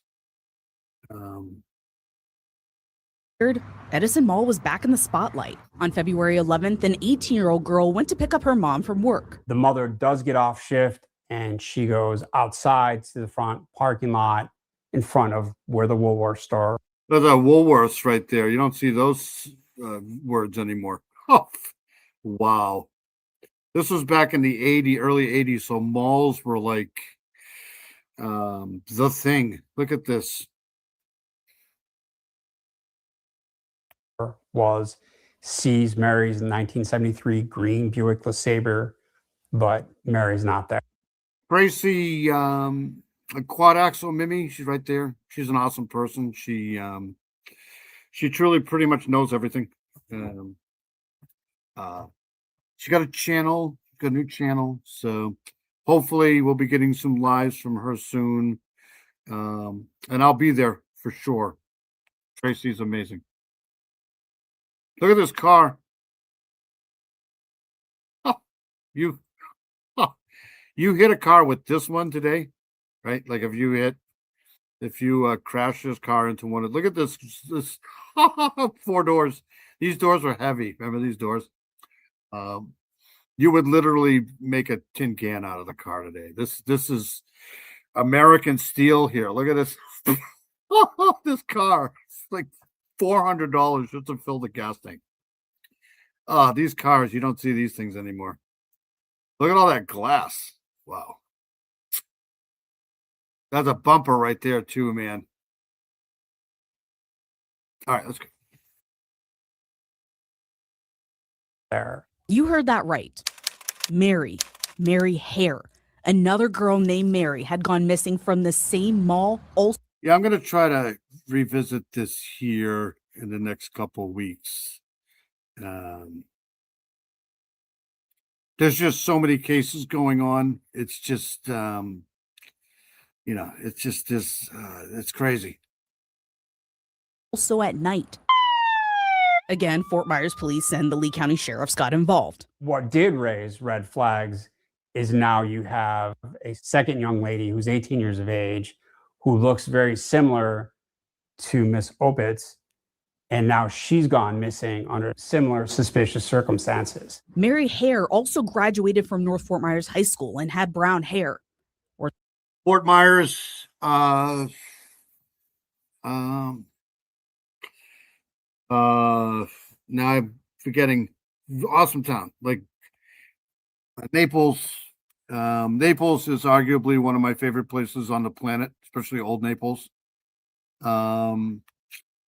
This area here, White Sands, just perfect weather.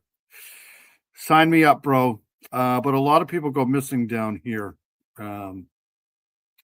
Because there's just, I mean, you could literally a whole tank of gas for sure, just to get from one town to another. It's very sparse down there, but it's I'm gonna have to look into this again here. Were they targeted? Was it just a coincidence? As investigators looked for a connection and searched for both Marys, the case went cold. Until 4 months later on May 30th. Husband and wife. Those cars right there, I'm telling you, those cars, you would literally have to mortgage your house these days to put gas in that. Adam Walsh, I think Was yeah. 81. Dewey Ox, I was thinking is 02. It's possible.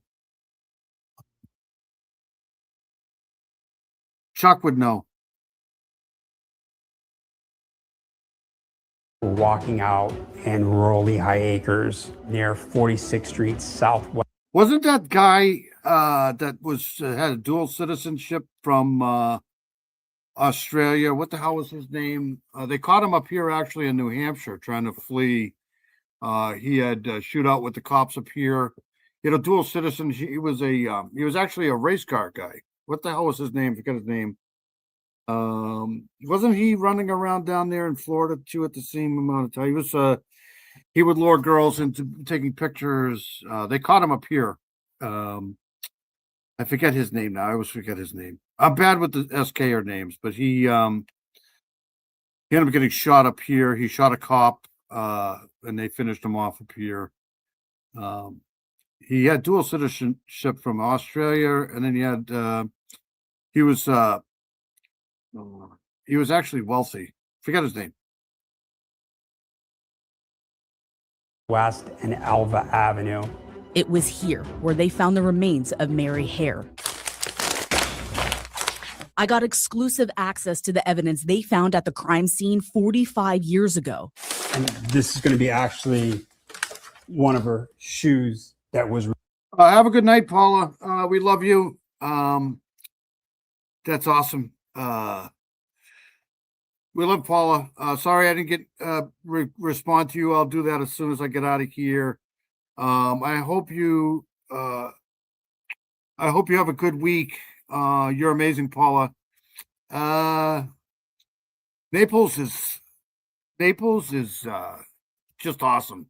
When back in the drinking days, I used to go down there because I have relatives down there, and I just sit on the beach with my little chair, my little lawn chair, my little margarita in a cup with a little olive in it. Sign me up, bro. I'm doing that every single day. That's just the place to do it. And the good news about Naples is that like nobody around you. There's so much beach. You know, it's like, no, I'm not monetized. That's okay. Thank you very much, though. I appreciate that. I'll probably never be monetized.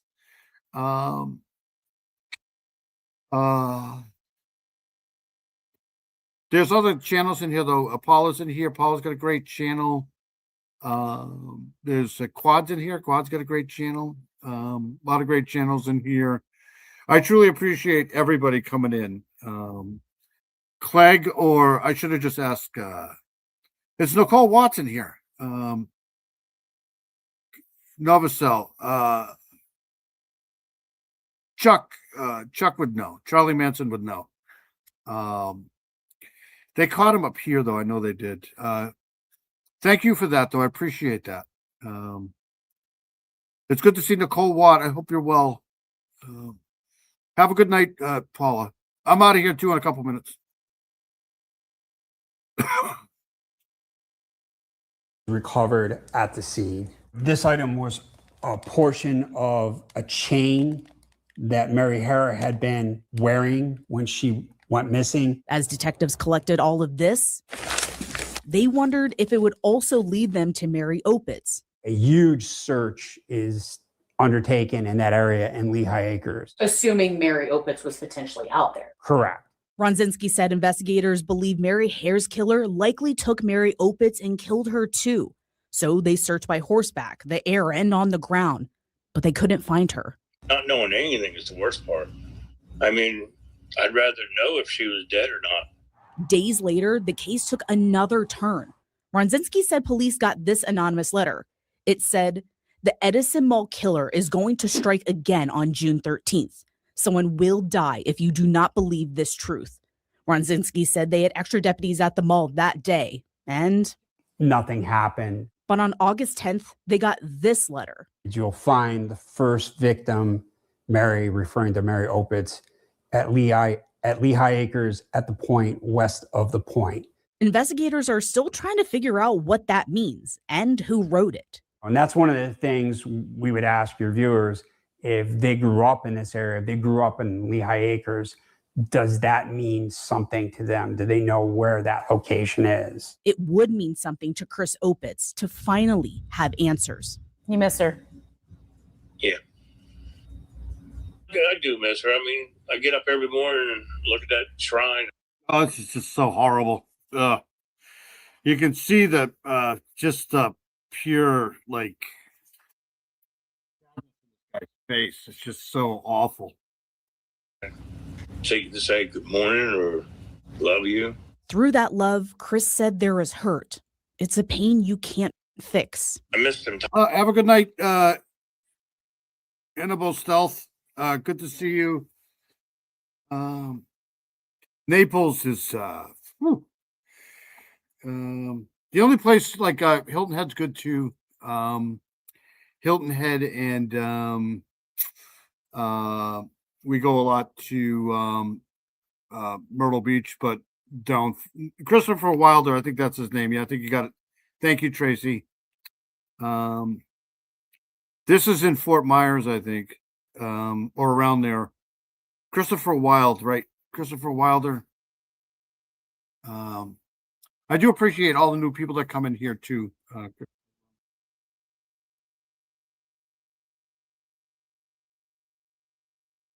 Hold on, I'm just looking him up. Yep, that's the guy. When I think of this guy, I should just think of Gene Wilder. That way I can get his name. But yeah, he was around from well, let's bring you guys in here too. Hold on a second here. I'll get back to this. And this did they say Lehigh Acres? They might have. Yeah, I love Naples. Is there's two parts of the Naples. There's New Naples and there's Old Naples. Old Naples is where all the poor people live, and New Naples is where all the rich people live. When I mean poor, I mean people who work for a living. So this is Christopher Wilder here. He was he was originally from Australia. But he had dual citizenship here to the United States. And he was very wealthy. He would lure victims by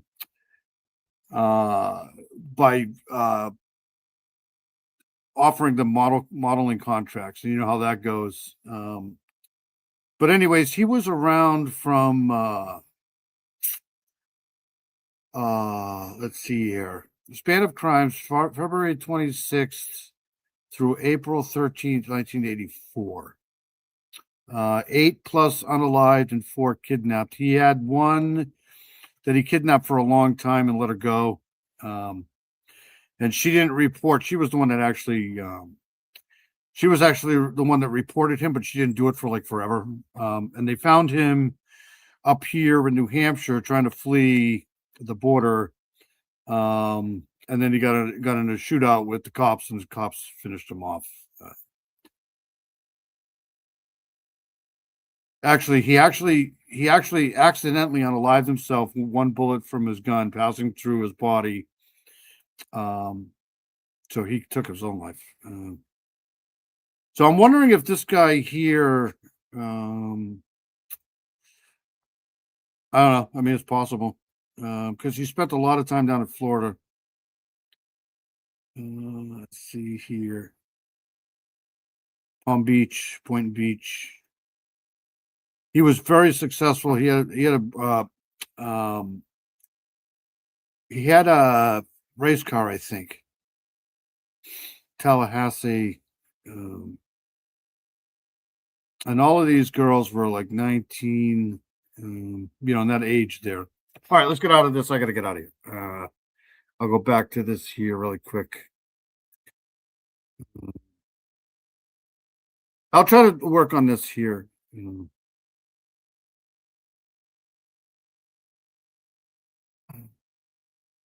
right, here we go. Times together. I mean, that'll never be replaced for the years missing. But even after all those years, Ronzinski says they're going to keep searching for the answer to this question. Who killed Mary Opitz and Mary Hare? If you know anything about either case, you're asked to call the Lee County Sheriff's Office or Crime Stoppers. In Fort Myers, Caitlin Knapp, Fox 4. All right, so that's it. I will I'll try to look into that again. That case there. That case has been going on forever down there. There's so many SKers. Which theory? Yeah, he had unalivings in Australia too. And he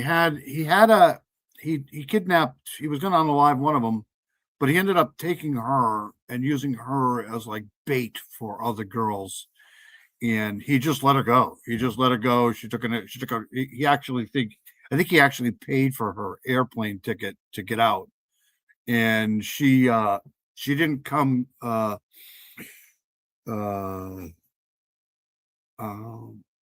she didn't come clean. She didn't go to the police until like months and months later, and that's how they found her. Anyways, I'm gonna get out of here. You guys have been great. I want to thank everybody for coming in. I've been here almost three and a half hours. Oh my God, you poor people. Unindicted co-conspirator, thank you very much for coming in. Always good to see you here. Dirty Diana, you're awesome. Thank you so much. It's good to see you. Let me know when your next live is. I'm pretty sure I'm still subscribed to you. Love Gene Wilder. He was good friends with Mel Brooks. Yeah, it's awesome actor.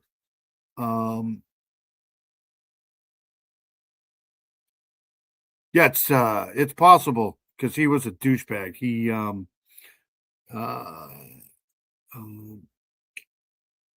what was I doing? Big Fish, you're awesome. Thank you so much for coming in. Duck and Felonies, you're awesome. Thank you so much for coming in. It's always good to see everybody here. Dewey Ox is good too. Thank you so much for coming in. Just to let everybody know right now, I'm not going to be able to get it to everybody today because I can't scroll all the way up. But I do appreciate everybody here for coming in. I know Charismatically Clever was in here. Quad, thank you so much. You're awesome. Appreciate it. Let's see. I know Mino Dino was in here. Mino Dino's awesome. And Nicole Watts, great. I hope you're doing well, Nicole. Good to see you for sure. Did I say Big Fish? Big Fish, thank you so much for doing that. Appreciate all the stuff you guys do. You guys are amazing for being here and listening to my shit for 3 hours early in the morning here. Mustang was here too. It's good to see Mustang for sure. Let's see. Paula's amazing. Paula's great. Let's see here. Josh the Posh, thank you for coming in. He's got a great channel too. Josh the Posh is good. Always good to see him here. Boston Christian was here. I know Boston Christian was here. If I forget to get to everybody, if I don't get to everybody, I'm sorry. There's no way I can scroll all the way up to the top here. Let's see, hide that. And to all the people on replay, I really appreciate you guys too, because I know there's a lot of people on replay here. Miranda, thank you so much. Miranda's awesome. She's been here since the beginning. I hope Heather's okay. All right, I'm going to get out of here. I'm going to forget a whole bunch of people tonight. There's nothing I can do about it. Let's see here. Who did I forget? Yikes. Yeah, I got to get out of here. You guys are great. All right. If I missed anybody, I apologize. Gretchen was here. Gretchen's awesome. I know Carol was here. I know Lisa Joe was here. Thank you guys. Yeah, you stay careful. You be careful too. And like I said, I'm going to try to post some stuff into my descriptions here and community posts when it comes to domestic abuse and stuff like that. So I appreciate Big Fish for doing that. All right, I'm out of here. Let me play my outro and then we'll get out of here. I gotta let the dogs out anyways. Whatever you guys do, don't die. Okay. And I'll see you guys next week, same time, same bat channel. And I'll see you guys later. Have a great week. Stay safe.